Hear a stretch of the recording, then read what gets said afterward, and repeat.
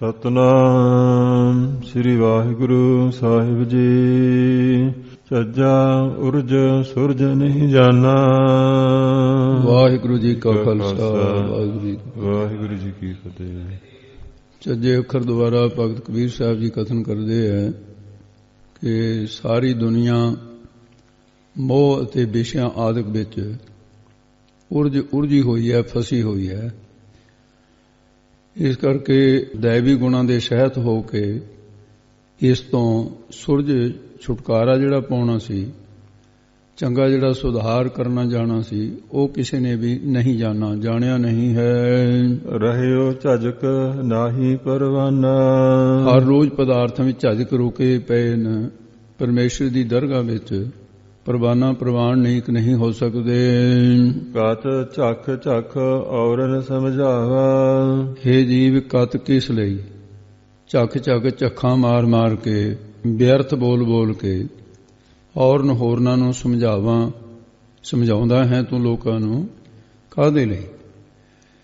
ਤੇ ਜਦ ਤੂੰ ਕਿਸੇ ਨੂੰ ਸਮਝਾਉਣ ਦੇ ਲਈ ਤੇ ਅੱਗੇ 10 ਦਿਨ ਔਰਨ ਸਮਝਾਵਾਂ, ਜਦੋਂ ਸਮਝਾਉਣ ਵਾਸਤੇ ਝਗਰ ਕੀਏ ਝਗੜੋ ਹੀ ਪਾਵਾ।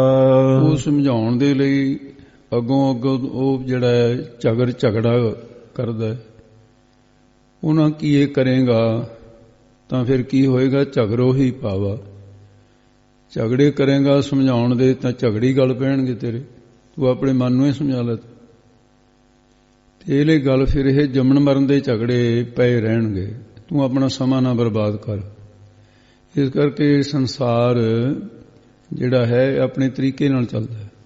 ਸੰਸਾਰ ਨਾਲ ਝਗੜਾ ਕਰਨ ਤੇ ਆਪਣੇ ਗੱਲ ਝਗੜੇ ਪੈਣਦੇ ਆ ਨਾ। ਇਸ ਕਰਕੇ ਤੂੰ ਮਨ ਦੇ ਨਾਲ ਹੀ ਝਗੜਾ ਕਰ। ਮਨ ਹੀ ਨਾਲ ਸੱਚ, ਮਨ ਹੀ ਮੰਝ ਸਮਾਏ ਕਿਹਾ ਹੈ।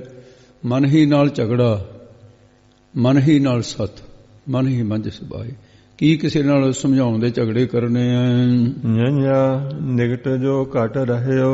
ਨਿੰਜੇ ਅੱਖਰ ਦੁਆਰਾ ਕਹਿੰਦੇ ਨੇ ਜਿਹੜਾ ਪਰਮੇਸ਼ਰ ਨਿਗਟ ਨੇੜੇ ਤੋਂ ਨੇੜੇ, ਇੰਨਾ ਨੇੜੇ ਘਟ ਹਿਰਦੇ ਦੇ ਵਿੱਚ ਵਿਆਪਕ ਹੋ ਰਿਹਾ ਹੈ। ਦੂਰ ਕਹਾ ਤਜ ਜਾਏ। ਉਹ ਤੇਰਾ ਸਾਖੀ ਪ੍ਰਕਾਸ਼ ਰੂਪ ਹੈ। ਉਸ ਨੂੰ ਤਜ ਛੱਡ ਕੇ ਦੂਰ ਪਦਾਰਥਾਂ ਵੱਲ ਤੇ ਕਹਾਂ ਤੋਂ ਭਾਵ ਹੈ ਵੀ ਕਿਸ ਤਰ੍ਹਾਂ ਕਾਹੇ ਕਿਸ ਲਈ, ਕਹਾਂ ਕਿੱਧਰ ਜਾਏ ਜਾਂਦਾ ਹੈ ਤੂੰ, ਕਿਸ ਵਾਸਤੇ ਜਾਂਦਾ ਹੈ ਨਾ ਜਾ ਕਾਰਨ ਜਗ ਢੂਡਿਓ। ਤੇ ਜਿਸ ਪਰਮੇਸ਼ਰ ਦੀ ਪ੍ਰਾਪਤੀ ਦੇ ਕਾਰਨ ਵਾਸਤੇ ਸਾਰਾ ਜਗਤ ਤੇ ਢੂੰਡਿਓ, ਭਾਲਿਆ, ਲੱਭਣਾ ਕੀਤਾ ਹੈ। ਨੇਰੋ ਪਾਇਓ ਤਾਹੇ ਉਹ ਤਾਂ ਗੁਰਾਂ ਦੁਆਰਾ ਨੇੜੇ ਤੋਂ ਹੀ ਭਾਵ ਹਿਰਦੇ ਦੇ ਵਿੱਚੋਂ ਪਾ ਲਿਆ ਹੈ। ਟਟਾ ਬਿਗਟ ਘਾਟ ਘਟ ਮਾਹੀ। ਇਹ ਟੈਂਕੇ ਅੱਖਰ ਦੁਆਰਾ ਕਥਨ ਕਰਦੇ ਉਹ ਪਰਮਾਤਮਾ ਘਟ ਹਿਰਦੇ ਦੇ ਮਾਹੀ ਵਿੱਚ ਹੀ ਹੈ। ਤੇ ਉਸ ਦੀ ਪ੍ਰਾਪਤੀ ਲਈ ਜਿਹੜੇ ਕਾਮ ਕ੍ਰੋਧ ਲੋਭ ਮੋਹ ਹੰਕਾਰ ਜਾਂ 5 ਕੋਸ਼ਾਂ ਜਾਂ 6 ਚੱਕਰਾਂ ਇਤਿਆਦਿਕ, ਇਹ ਜਿਹੜੇ ਘਾਟਾਂ ਰਸਤਿਆਂ ਨੂੰ ਜਿਹੜਾ ਕੱਟਣਾ, ਪਾਰ ਕਰਨਾ, ਇਹ ਜਿਹੜਾ ਹੈ ਤਾਂ ਬੜਾ ਮਹਾ ਮਿਗਟ ਨਾਮ ਹੈ, ਕਠਿਨ ਦਾ ਹੈ, ਬਹੁਤ ਕਠਿਨ ਹੈ। ਤੇ ਇਸ ਕਰਕੇ ਐਸਾ ਜੋ ਹੈ ਤੇ ਉਹਨੂੰ ਕੱਟਣਾ ਤਾਂ ਬੜਾ ਔਖਾ ਹੈ, ਪਰ ਤਗੜਾ ਹੋ ਕੇ ਇਹਨਾਂ ਨੂੰ ਕੱਟ। ਜਾਂ ਫਿਰ ਇਹਨੂੰ ਕਹੋ ਜਿਹੜਾ ਪਰਮੇਸ਼ਰ ਵਾਹਿਗੁਰੂ ਸ਼ਸਤਰਾਂ ਆਦਿਕਾਂ ਦੇ ਨਾਲ ਤੇ ਇਹਨਾਂ ਤੋਂ ਕਰਕੇ ਕੱਟਿਆ ਨਹੀਂ ਜਾਣ ਵਾਲਾ ਉਹ ਪਰਮਾਤਮਾ, ਉਹ ਘਟ ਹਿਰਦੇ ਦੇ ਮਾਹੀ ਵਿੱਚ ਹੀ ਹੈ ਤੇਰੇ। ਖੋਲ ਕਪਾਟ ਮਹਿਲ ਕੇ ਨਾ ਜਾਹੀ।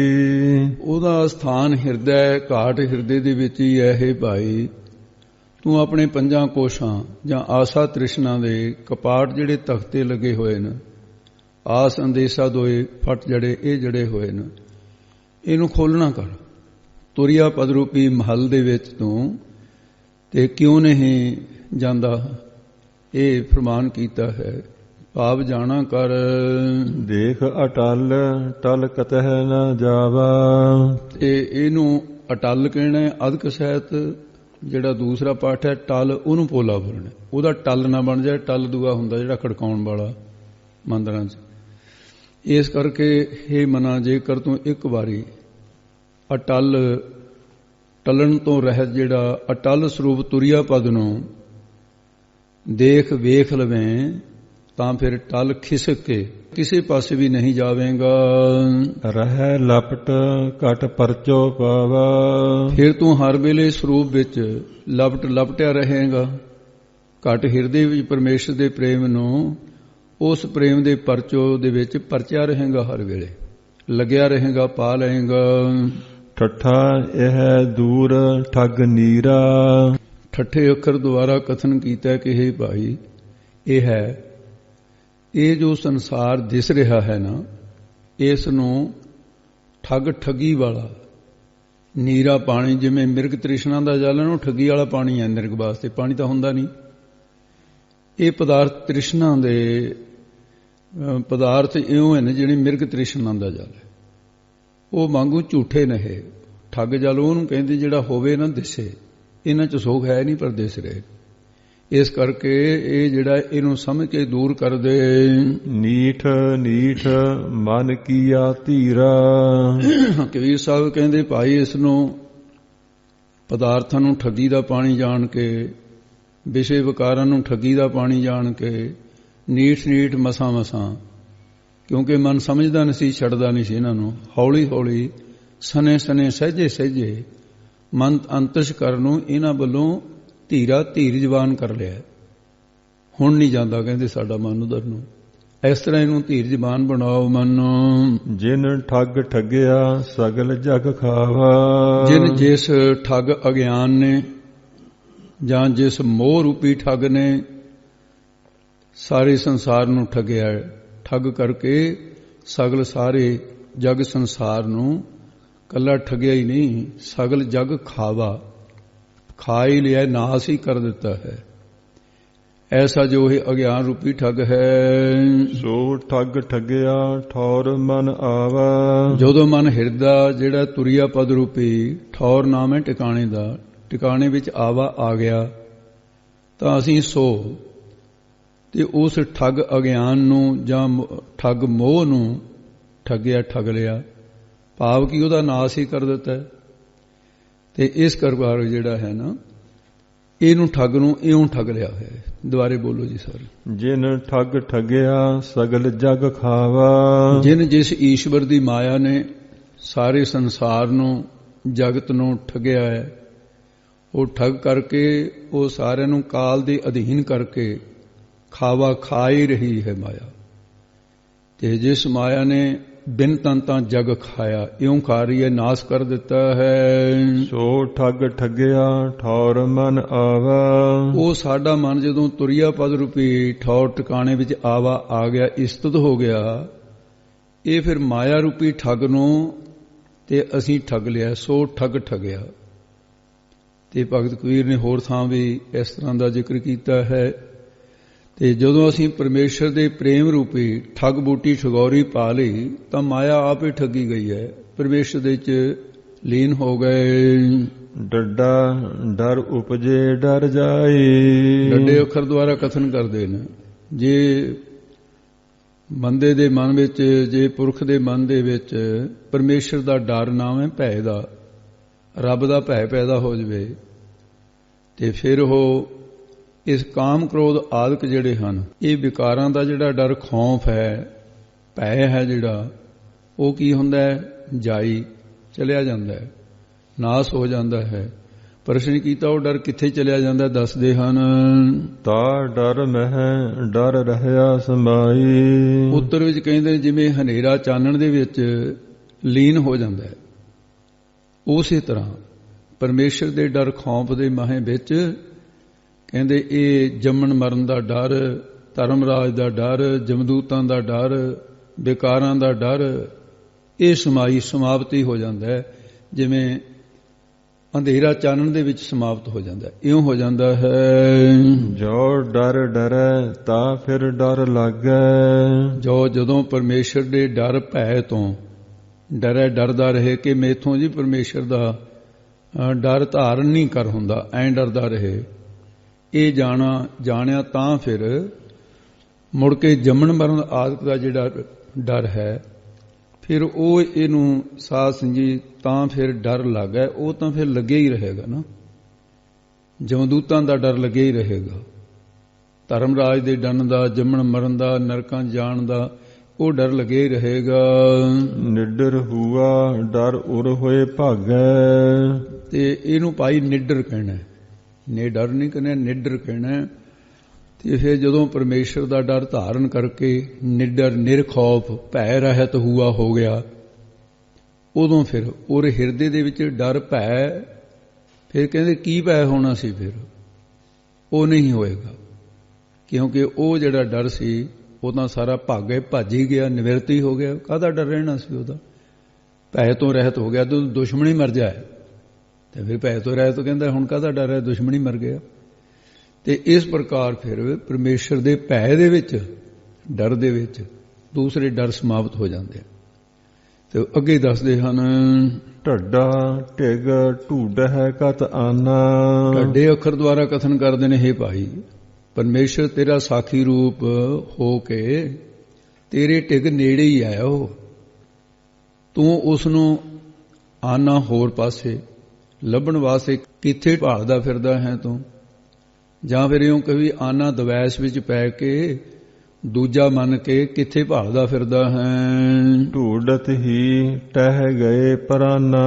ਇਸ ਕਰਕੇ ਬਾਹਰ ਢੂੰਡਤ ਖੋਜ ਕਰਨ ਵਾਲੇ ਦੇ ਪ੍ਰਾਣਾ ਪ੍ਰਾਣ ਢਹਿ ਗਏ, ਮੁੱਕ ਗਏ, ਸਰੀਰਾਂ ਦਾ ਅੰਤ ਹੋ ਗਿਆ, ਪਰ ਫਿਰ ਲੱਭਿਆ ਨਹੀਂ ਗਿਆ ਹੈ। ਸੋ ਇਸ ਕਰਕੇ ਗੁਰਮੁਖਾਂ ਨੇ ਗੁਰਮੁਖ ਢੂੰਡ ਢੂੰਡਿਆਂ ਹਰ ਸੱਜਣ ਲੱਦਾ ਰਾਮ ਰਾਜੇ, ਉਹ ਵਿੱਚੋਂ ਹੀ ਲੱਭ ਲਿਆ, ਢੂੰਡ ਲਿਆ ਹੈ। ਚੜ ਸਮੇਰ ਢੂਡ ਜਬ ਆਵਾ। ਤੇ ਜਦੋਂ ਸਮੇਰ ਪਰਬਤ ਤੇ ਚੜ ਚੜ ਕੇ ਢੂੰਡ ਲੱਭ ਕਰਕੇ ਆਵਾ, ਆ ਜਾਵੇ, ਭਾਵ ਧਰਤੀ ਤੇ ਲੱਭਣ ਦਾ ਇੱਕ ਪਾਸੇ ਰਿਹਾ, ਜੰਗਲਾਂ 'ਚ ਇੱਕ ਪਾਸੇ ਰਿਹਾ, ਤੀਰਥਾਂ ਤੇ ਇੱਕ ਪਾਸੇ। ਸਮੇਰ ਪਰਬਤ ਜੋ ਧਰਤੀ ਤੋਂ 86,000 ਯੋਜਨ ਉੱਚਾ ਹੈ, ਤੇ ਉੱਥੇ ਵੀ ਤੂੰ ਲੱਭ ਆਵੇਂ, ਪਰ ਉਹ ਪਰਮੇਸ਼ਰ ਪ੍ਰਾਪਤ ਨਹੀਂ ਹੋ ਸਕਦਾ ਹੈ। ਇਸ ਤਰ੍ਹਾਂ ਉਹ ਕਿਤੇ ਸਮੇਰ ਪਰਬਤ ਦੇ ਜਾਂ ਉੱਥੇ ਏਕੜ ਨਹੀਂ ਹੈ, ਤੀਰਥਾਂ ਤੇ ਇਹ ਲੱਭ ਕੇ ਜੇ ਤੂੰ ਆ ਜਾਵੇਂ ਪ੍ਰਾਪਤ ਨਹੀਂ ਹੋਏਗਾ।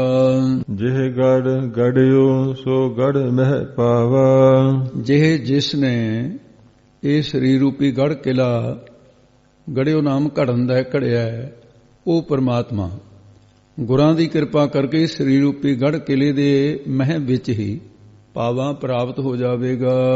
ਪ੍ਰਾਪਤ ਕੀਤਾ ਕਬੀਰ ਸਾਹਿਬ ਕਹਿੰਦੇ ਅਸੀਂ। ਅਣਾਣਾ ਰਣ ਰੂਤੋ ਨਰ ਨੀਹੀ ਕਰੈ। ਹੁਣ ਇੱਕ ਵੀਰ ਰਸ ਧਾਰਨ ਕਰਨ ਵਾਲੇ ਸੂਰਮਿਆਂ ਦਾ ਕਰਤਵ ਦੱਸ ਕੇ ਉਹਦੇ ਦੁਆਰਾ ਅੰਤਰੀ ਭਾਵ ਦੇ ਵਿੱਚ ਲੈਣਗੇ। ਕਹਿੰਦੇ ਸੂਰਮਾ ਕੌਣ ਹੈ? ਕਹਿੰਦੇ ਸੂਰਮਾ ਉਹ ਹੈ, ਨਾਣੇ ਅੱਖਰ ਦੁਆਰਾ ਕਥਨ ਕਰਦੇ, ਜਿਸ ਵੇਲੇ ਉਹ ਮੈਦਾਨੇ ਜੰਗ ਦੇ ਵਿੱਚ, ਰਣ ਨਾਮ ਹੈ ਜੰਗ ਦਾ, ਉਹਦੇ ਜਾ ਕੇ ਰੂਤੋ ਰੁਕਦਾ ਹੈ, ਭਾਵ ਤਿਆਰ ਹੈ ਲੜਨ ਵਾਸਤੇ, ਉੱਥੇ ਚਲਿਆ ਗਿਆ। ਤੇ ਉਸ ਵੇਲੇ ਫਿਰ ਨਰ ਆਦਮੀ ਨੂੰ ਕੀ ਕਰਨਾ ਚਾਹੀਦਾ? ਸੂਰਮੇ ਨੂੰ ਨੇਹੀ ਨਾ ਮੈਂ ਹਟਦਾ, ਵੀ ਹੁਣ ਪੈਰ ਪਿੱਛੇ ਨੂੰ ਨਹੀਂ ਕਰਨਾ, ਭਾਵੇਂ ਸਰੀਰ ਰਹੇ ਜਾਂ ਨਾ ਰਹੇ, ਜਿਵੇਂ ਬਾਬਾ ਦੀਪ ਸਿੰਘ ਸਾਹਿਬ ਲੜੇ। ਇਸ ਪ੍ਰਕਾਰ ਕਹਿੰਦੇ ਫਿਰ ਹੱਠ ਕਰਨਾ ਚਾਹੀਦਾ ਉਸ ਨੂੰ। ਨਾ ਨਿਵੈ ਨਾ ਫੁਨ ਸੰਚਰੈ। ਕੈਸੀ ਸੂਰਮਤਾਈਆਂ ਦੇ ਕਰਤਵ ਦੀ ਗੱਲ ਕਹੀ ਹੈ। ਨਾ ਤਾਂ ਦੁਸ਼ਮਣ ਦੇ ਅੱਗੇ ਨਿਵੇ, ਈ ਨਾ ਮੰਨੇ ਦੁਸ਼ਮਣ ਦੀ, ਮਰ ਜਾਵੇ ਭਾਵੇਂ, ਤੇ ਨਾ ਹੀ ਉਹਦੇ ਸੰਗ ਭਲੀ ਪ੍ਰਕਾਰ ਹੋ ਕੇ ਚਰੈ ਵਿਚਰੇ, ਵੀ ਲੋ ਜੀ ਮੈਂ ਤੁਹਾਡੇ ਅਧੀਨ ਹਾਂ, ਜਿੱਥੇ ਮਰਜੀ ਗੁਲਾਮ ਕਰਕੇ ਰੱਖ ਲਓ। ਇਹ ਫਿਰ ਸੂਰਮਿਆਂ ਦਾ ਕਰਤਵ ਨਹੀਂ। ਕਹਿੰਦੇ ਉਸ ਲਾਹਣਤ ਭਰੀ ਜ਼ਿੰਦਗੀ ਨਾਲੋਂ ਮਰ ਜਾਣਾ ਚੰਗਾ ਸੀ। ਇਹ ਕਾਹਦਾ ਸੂਰਮਾ ਹੈ? ਧਨ ਜਨਮ ਤਾਹੀ ਕੋ ਗਣੈ। ਕਹਿੰਦੇ ਜਿਹੜਾ ਨਾ ਤਾਂ ਨਿਵੇ, ਨਾ ਉਹਦੇ ਅਨੁਸਾਰ ਹੋਵੇ, ਤੇ ਸ਼ਹੀਦ ਹੋ ਜਾਵੇ। ਕਬੀਰ ਸਾਹਿਬ ਜੀ ਫਿਰ ਕਹਿੰਦੇ ਧਨ ਜਨਮ, ਉਹਦਾ ਤਾਂ ਜਨਮ ਹੀ ਧਨ ਹੋ ਗਿਆ, ਮੁਕਤ ਹੋ ਗਿਆ, ਤਾਂ ਹੀ ਕੋ ਗਣੈ, ਉਹਦਾ ਜਨਮ ਇਸ ਗਿਣਤੀ ਵਿੱਚ ਆ ਗਿਆ, ਧਨਤਾ ਜੋ ਗਿਣਤੀ ਵਿੱਚ ਆ ਗਿਆ ਹੈ। ਮਾਰੈ ਇੱਕ ਹੈ ਤਜ ਜਾਈ ਘਣੈ। ਬਲਕਿ ਸੂਰਮੇ ਨੂੰ ਚਾਹੀਦਾ ਵੀ ਉਹ ਫੌਜ ਦੇ ਸਰਦਾਰ ਨੂੰ ਮਾਰੇ। ਇੱਕ ਨੂੰ ਮਾਰਨ ਦੇ ਨਾਲ ਫੌਜ ਆਪ ਹੀ ਭੱਜ ਜਾਂਦੀ ਹੈ, ਕਣੇ ਬਹੁਤੇ ਆਪ ਹੀ ਨੱਠ ਜਾਂਦੇ ਨੇ ਸਰਦਾਰ ਤੋਂ ਬਿਨਾਂ। ਇਹ ਪ੍ਰਮਾਣ ਦਿੱਤਾ ਹੈ। ਤੇ ਮੁੜ ਤੋਂ ਫਿਰ ਬੋਲੋ ਜੀ। ਅਣਾਣਾ ਰਣ ਰੂਤੋ ਨਰ ਨਹੀਂ ਕਰੈ। ਭਗਤ ਕਬੀਰ ਸਾਹਿਬ ਕਹਿੰਦੇ ਵੀ ਇਹ ਤਾਂ ਸੂਰਮਿਆਂ ਦਾ ਸੰਸਾਰ ਦੇ ਅੰਦਰ ਰਣ ਭੂਮੀ ਹੈ, ਜਿਹਦੇ ਵਿੱਚ ਦੋ ਧਿਰਾਂ ਲੜਦੀਆਂ। ਇਸੇ ਤਰ੍ਹਾਂ ਕਹਿੰਦੇ ਸਾਡਾ ਹਿਰਦਾ ਜਿਹੜਾ ਇਹ ਰਣ ਭੂਮੀ ਹੈ। ਇਹਦੇ 'ਚ ਇੱਕ ਪਾਸੇ ਮੋਹ ਰਾਜੇ ਦੀ ਸੈਨ ਹੈ, ਕਾਮ ਕ੍ਰੋਧ ਆਦਿ, ਇੱਕ ਪਾਸੇ ਵਿਵੇਕ ਰਾਜੇ ਦੀ ਸੈਨ ਹੈ। ਕਹਿੰਦੇ ਫਿਰ ਸੂਰਮਾ ਉਹ ਹੈ ਜਿਹੜਾ ਉਸ ਵੇਲੇ ਜਦੋਂ ਮੈਦਾਨੇ ਜੰਗ ਵਿੱਚ ਉਤਰਿਆ ਆ, ਅੰਮ੍ਰਿਤ ਛਕ ਲਿਆ, ਗੁਰੂ ਵਾਲਾ ਬਣ ਗਿਆ, ਸਮਝ ਲਓ ਵੀ ਮੈਦਾਨੇ ਜੰਗ 'ਚ ਉਤਰਿਆ ਆ।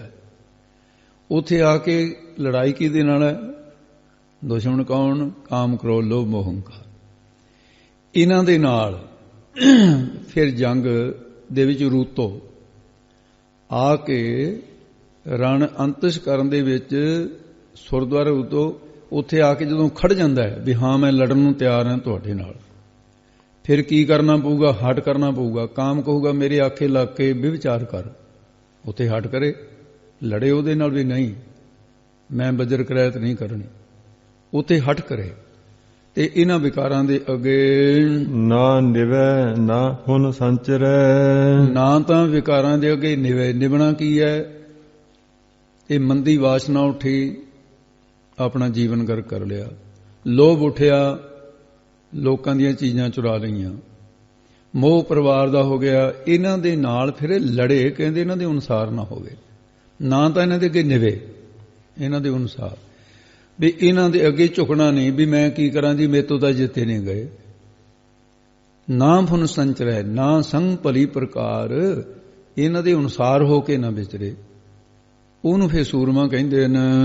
ਧਨ ਜਨਮ ਤਾਹੀ ਕੋ ਗਣੈ। ਤੇ ਉਹਦਾ ਤਾਂ ਭਾਈ ਫਿਰ ਜਨਮ ਜਿਹੜਾ ਧਨਤਾ ਵਿੱਚ ਗਿਣਿਆ ਗਿਆ ਵੀ ਧਨ ਆਓ ਮਹਾਪੁਰਸ਼, ਜਿਨ ਮਿਲ ਮਾਰੇ ਪੰਜ ਸੂਰ ਵੀ ਰਹਿ ਸੋ ਕੌਣ ਬਲੀ ਰੇ, ਜਿਨ ਪੰਜ ਮਾਰ ਵਿਦਾਰ ਗੁਦਾਰੇ ਸੋ ਪੂਰਾ ਹੀ ਕਲੀ ਰੇ।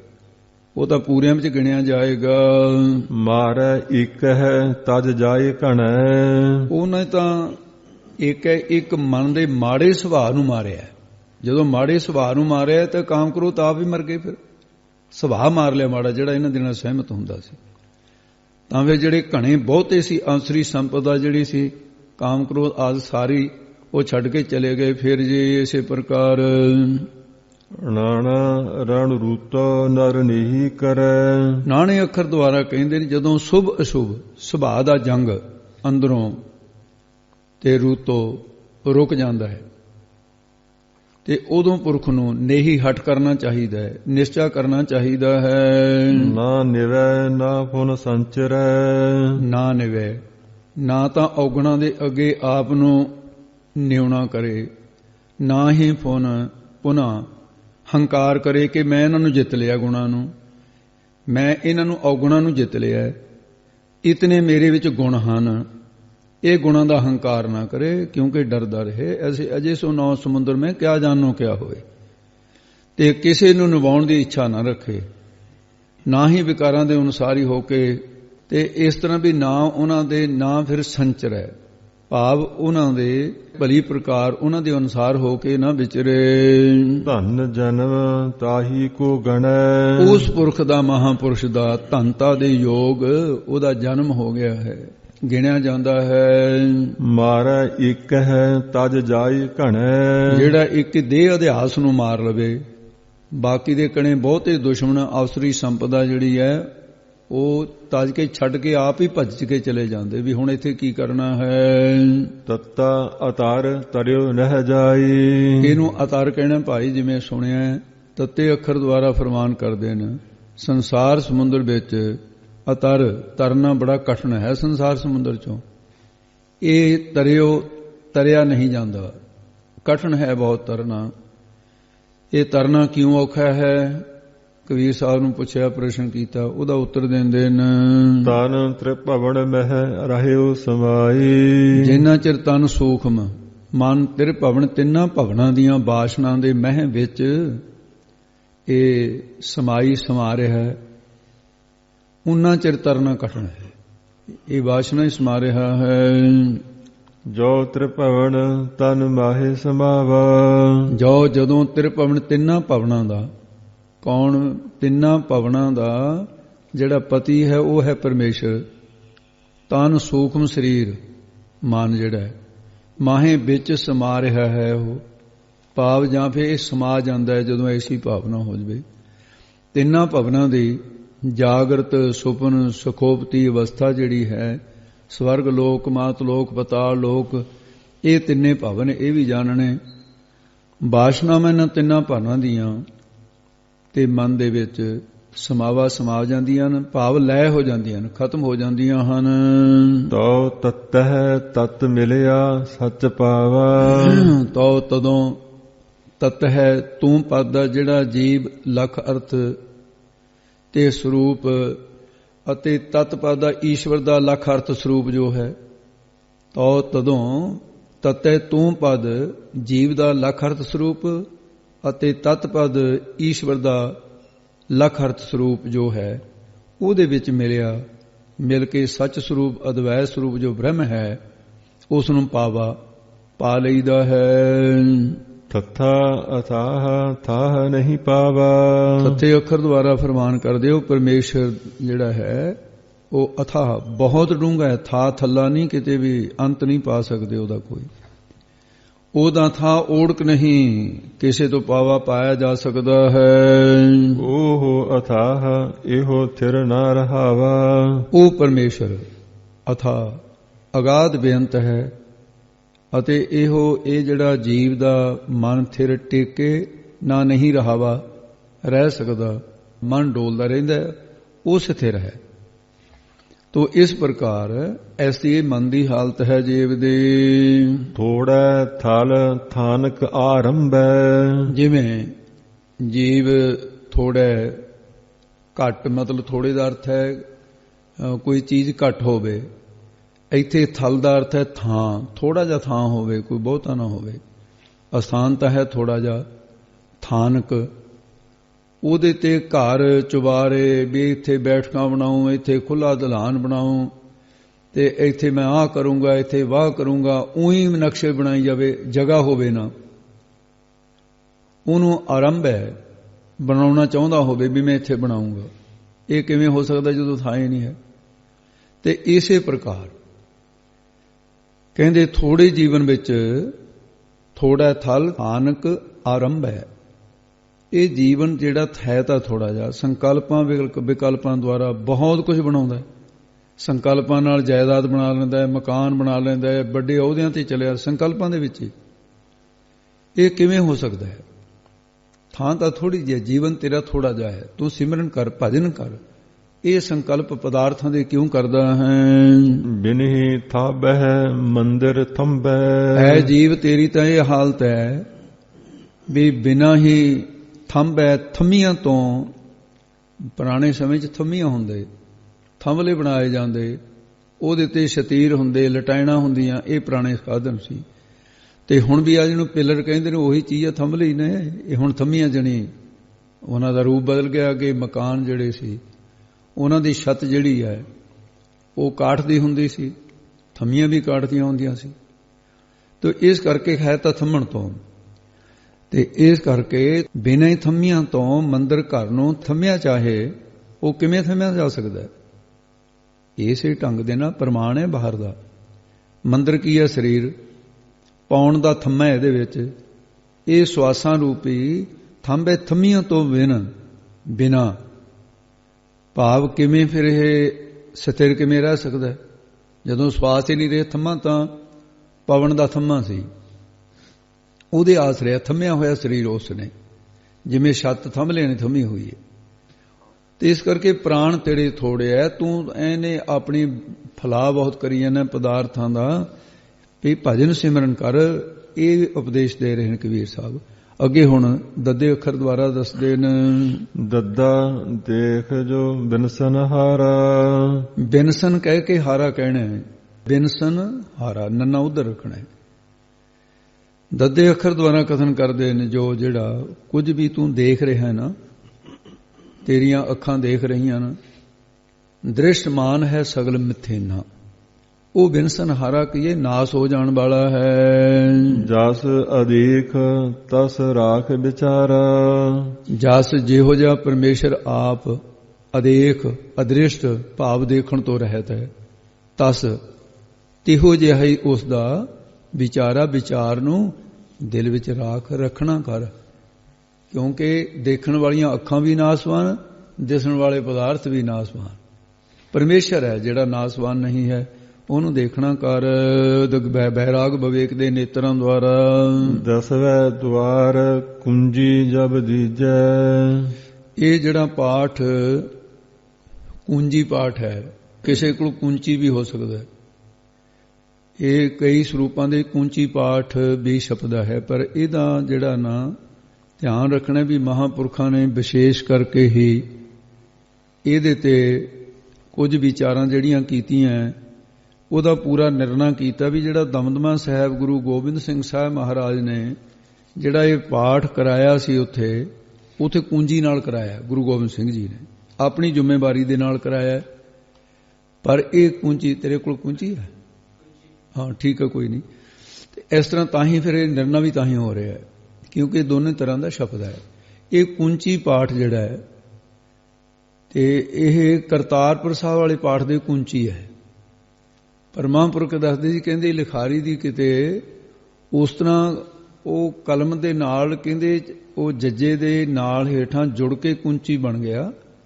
ਉਹ ਕਾਰਨ ਕੀ ਹੈ? ਕਹਿੰਦੇ ਵੀ ਮਹਾਰਾਜ ਨੇ ਆਪ ਤਕਰੀਬਨ ਲਗਭਗ ਜਿੰਨਾ ਕੁ ਦੇਖਿਆ ਗੁਰੂ ਗ੍ਰੰਥ ਸਾਹਿਬ ਮਹਾਰਾਜ ਦੀ ਕਿਰਪਾ ਨਾਲ 5-6 ਤੁਕਾਂ,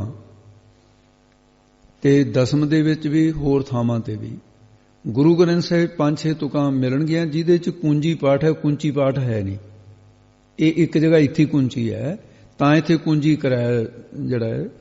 ਉਹਦੇ ਚ ਜਿਵੇਂ ਗੁਰ ਕੁੰਜੀ ਪਾਹੋ ਨਿਵਲ, ਮਨ ਕੋਠਾ ਤਨ ਛੱਤ, ਨਾਨਕ ਗੁਰ ਬਿਨ ਮਨ ਕਾ ਤਾਕ ਨਾ ਉਗੜੈ, ਅਵਰ ਨਾ ਕੁੰਜੀ ਹੱਥ। 2 ਵਾਰੀ ਇੱਥੇ ਕੁੰਜੀ ਸ਼ਬਦ ਵਰਤਿਆ ਹੈ ਤੇ ਗੁਰੂ ਅੰਗਦ ਦੇਵ ਮਹਾਰਾਜ ਨੇ। ਫਿਰ ਅਨਹਦ ਬਾਣੀ ਪੂੰਜੀ, ਸੰਤਨ ਹੱਥ ਰਾਖੀ ਪੂੰਜੀ, ਇੱਥੇ ਗੁਰੂ ਅਰਜਨ ਦੇਵ ਨੇ ਕੁੰਜੀ। ਇਸ ਤਰ੍ਹਾਂ 3-4 ਥਾਵਾਂ ਤੇ ਹੋਰ ਵੀ ਇਹ ਪਾਠ ਕੁੰਜੀ ਦੇ ਨਾਲ ਹੀ ਹੈ। ਕਹਿਣ ਤੋਂ ਭਾਵ ਹੈ ਵੀ ਇਹਨੂੰ ਕੁੰਜੀ ਨੂੰ, ਇਹ ਪਾਠ ਨੂੰ ਸੁੱਧ ਮੰਨਿਆ, ਅਰਥ ਦੋਨਾਂ ਦੇ ਨੇ। ਤੇ ਇਸ ਕਰਕੇ ਹੁਣ ਦੁਬਾਰੇ ਬੋਲ ਦਿਓ ਜੀ ਕੋਈ। 10ਵੇਂ ਦੁਆਰ ਕੁੰਜੀ ਜਬ ਦੀਜੈ। ਜਦੋਂ 10ਵੇਂ ਦੁਆਰ, ਜਿਹੜਾ 10ਵਾਂ ਦੁਆਰ, 10ਵਾਂ ਦੁਆਰ ਜਿਹੜਾ ਪ੍ਰਾਣਾਯਾਮ, ਤੇ 10ਵਾਂ ਤਾਂ ਹੋ ਗਿਆ ਦੁਆਰ, ਤੇ 10ਵੇਂ ਦੁਆਰ ਵਿੱਚ ਪ੍ਰਾਣਾਯਾਮ ਜਿਹੜਾ ਹੈ, ਪ੍ਰਾਣਾਯਾਮ ਰੂਪੀ ਕੁੰਜੀ ਹੈ, ਚਾਬੀ ਹੈ। ਇਹ ਦੇਣਾ ਕਰੀਏ ਤਾਂ ਫਿਰ ਤਉ ਦਇਆਲ ਕੋ ਦਰਸ਼ਨ ਕੀਜੈ। ਤੇ ਤਾਂ ਫਿਰ ਉਸ ਵੇਲੇ ਦਇਆਲੂ ਜੋ ਪਰਮੇਸ਼ਰ ਹੈ, ਪਰਮੇਸ਼ਰ ਦੇ 10ਵੇਂ ਦੁਆਰ 'ਚ ਚੇਤਨ ਦੀ ਲਾਟ ਦੇ ਦਰਸ਼ਨ ਦੀਦਾਰ ਕੀਜੈ, ਕਰ ਲਈ ਦੇਣ, ਜੋਗੀ ਜਨ ਕਰਦੇ ਨੇ। ਇਸ ਕਰਕੇ 10ਵੇਂ ਦੁਆਰ ਕੁੰਜੀ ਜਬ ਦੀਜੈ। 10ਵੇਂ ਦੁਆਰ ਭਾਵ ਚੇਤਨ, ਅਤੇ ਉਸ ਦਾ ਦੁਆਰ ਦੁਆਰਾ ਭਾਵ ਸਤ ਸੰਗਤ ਹੈ। ਭਾਵ ਕੀ ਹੈ ਵੀ ਸਤ ਸੰਗਤ ਜਿਹੜੀ ਹੈ, ਸਾਧ ਸੰਗਤ ਰੂਪੀ 10ਵੇਂ ਦੁਆਰ ਵਿੱਚੋਂ ਬਰਬ ਵਿਦਿਆ ਰੂਪੀ ਜਿਹੜੀ ਇੱਥੇ ਇਹ ਕੁੰਚੀ ਦਾ ਭਾਵ ਲੈ ਕੇ ਵੀ ਕੁੰਜੀ ਦੇਣਾ ਕਰੀਏ, ਜਿਹਦੇ ਨਾਲ ਅਗਿਆਨ ਰੂਪੀ ਜਿੰਦਰਾ ਖੁੱਲ ਜਾਏਗਾ। ਇਹ ਕੁੰਚੀ ਅਨੁਸਾਰ ਅਰਥ ਹੋ ਗਿਆ। ਤੇ ਇਸ ਕਰਕੇ ਫਿਰ ਅੱਗੇ ਦੇ ਅਧਿਆਸ ਦਾ ਜਿਹੜਾ ਕੁੰਡਾ ਅਤੇ ਆਸਾ ਤ੍ਰਿਸ਼ਨਾ ਦੇ ਤਖਤੇ ਇਹ ਖੁੱਲ ਜਾਣਗੇ। ਜਦੋਂ ਇਹ ਖੁੱਲ ਗਏ ਤਉ ਦਇਆਲ ਕੋ ਬੋਲ ਦੋ ਜੀ। ਤਉ ਦਇਆਲ ਕੋ ਦਰਸ਼ਨ ਕੀਜੈ। ਤਾਂ ਤਦੋਂ ਦਇਆਲੂ ਪਰਮੇਸ਼ਰ ਜਿਹੜਾ ਹੈ ਉਹਦੇ ਦਰਸ਼ਨ ਕੀਜੈ, ਕਰ ਲਈਦੇ ਹਨ। ਧੱਦਾ ਅਰਧ ਹੈ ਉਰਦ ਨਿਵੇਰਾ। ਧੱਦੇ ਅੱਖਰ ਦੁਆਰਾ ਸਮਝਾਉਂਦੇ ਨੇ, ਅਰਧ ਹੈ ਜੀਵ ਤੇ ਉਰਦ ਈਸ਼ਵਰ।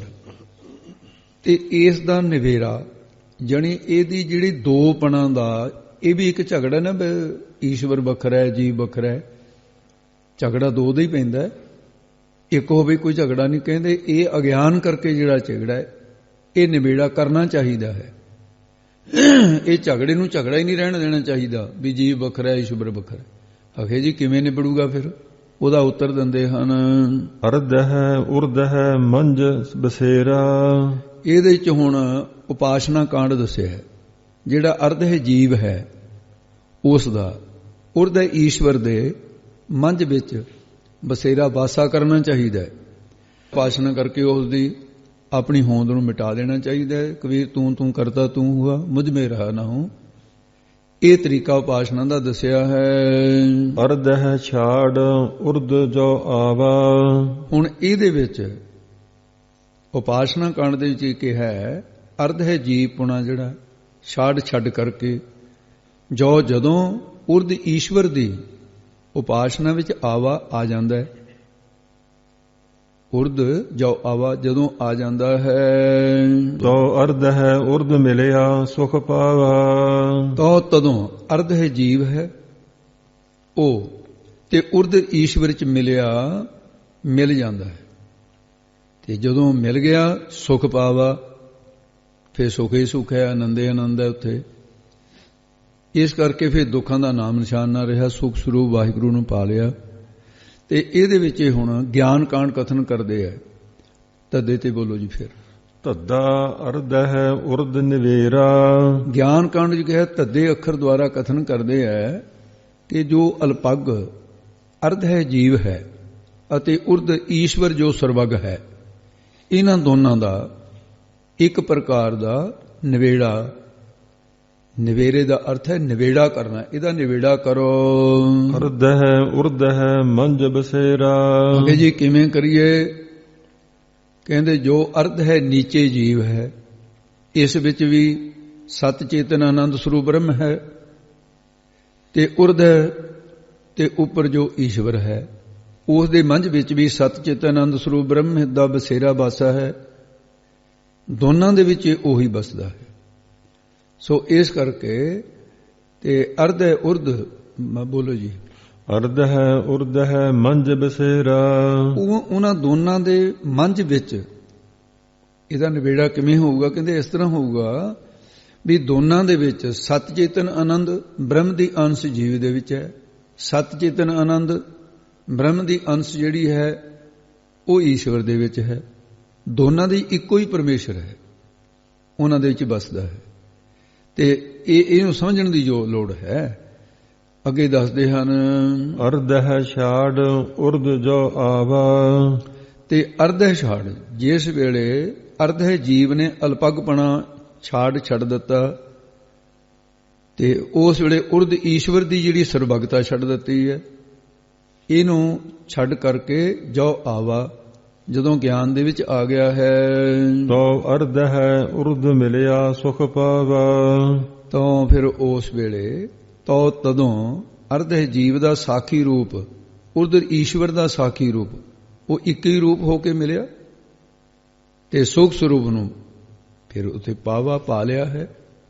ਇਸ ਪ੍ਰਕਾਰ ਫਿਰ ਗਿਆਨ ਕਾਂਡ ਦਾ ਵੀ ਨਾਲ ਕਥਨ ਕੀਤਾ ਉਪਾਸਨਾ ਕਾਂਡ ਦੇ। ਨੰਨਾ ਨਿਸ ਦਿਨ ਨਿਰਖਤ ਜਾਈ। ਨੰਨੇ ਅੱਖਰ ਦੁਆਰਾ ਫਰਮਾਉਂਦੇ ਹੈ ਨਿਸ ਦਿਨ ਰਾਤ ਦਿਨ ਪਰਮੇਸ਼ਰ ਦੇ ਦਰਸ਼ਨ ਕਰਨ ਵਾਸਤੇ ਤੇ ਪ੍ਰੇਮ ਵਿੱਚ ਨਿਰਖਤ ਵੇਖਦੇ ਹੋਏ ਤੇ ਜਦੋਂ ਮਗਨ ਹੋ ਜਾਈ ਜਾਂਦੇ ਹੈ, ਜਦੋਂ ਜਿਗਿਆਸੂ ਜਨ, ਤੇ ਜਿਸ ਵੇਲੇ ਸਾਡੀ ਬਿਰਤੀ ਹੋ ਜਾਏ, ਮਗਨ ਹੋ ਜਾਏ, ਰਾਤ ਦਿਨ ਪ੍ਰੇਮ ਦੇ ਵਿੱਚ ਵੇਖਦੇ ਰਹੀਏ ਤੇ ਜਿਵੇਂ ਪਰਮੇਸ਼ਰ ਵਾਹਿਗੁਰੂ ਦੀ ਪ੍ਰਾਪਤੀ ਦਾ ਰਾਹ ਦੇਖਦੇ, ਭਾਵ ਕਿ ਕਦੋਂ ਮਿਲੇ ਆਸ ਦੇ ਵਿੱਚ ਉਹਦੇ ਚ ਮਗਨ ਹੋ ਜਾਂਦਾ। ਜਿਸ ਵੇਲੇ ਜਾਈ ਜਾਂਦੇ ਨਿਰਖਤ ਨੈਣ ਰਹੇ ਰਤਵਾਈ। ਅਤੇ ਉਹਨਾਂ ਦੇ ਨਿਰਖਤ ਵੇਖਦਿਆਂ ਜਿਹੜੇ ਰਾਹ ਤੱਕਦੇ ਐ, ਨੈਣ ਨੇਤਰ, ਮਨ ਬੁੱਧੀ ਨੇਤਰ,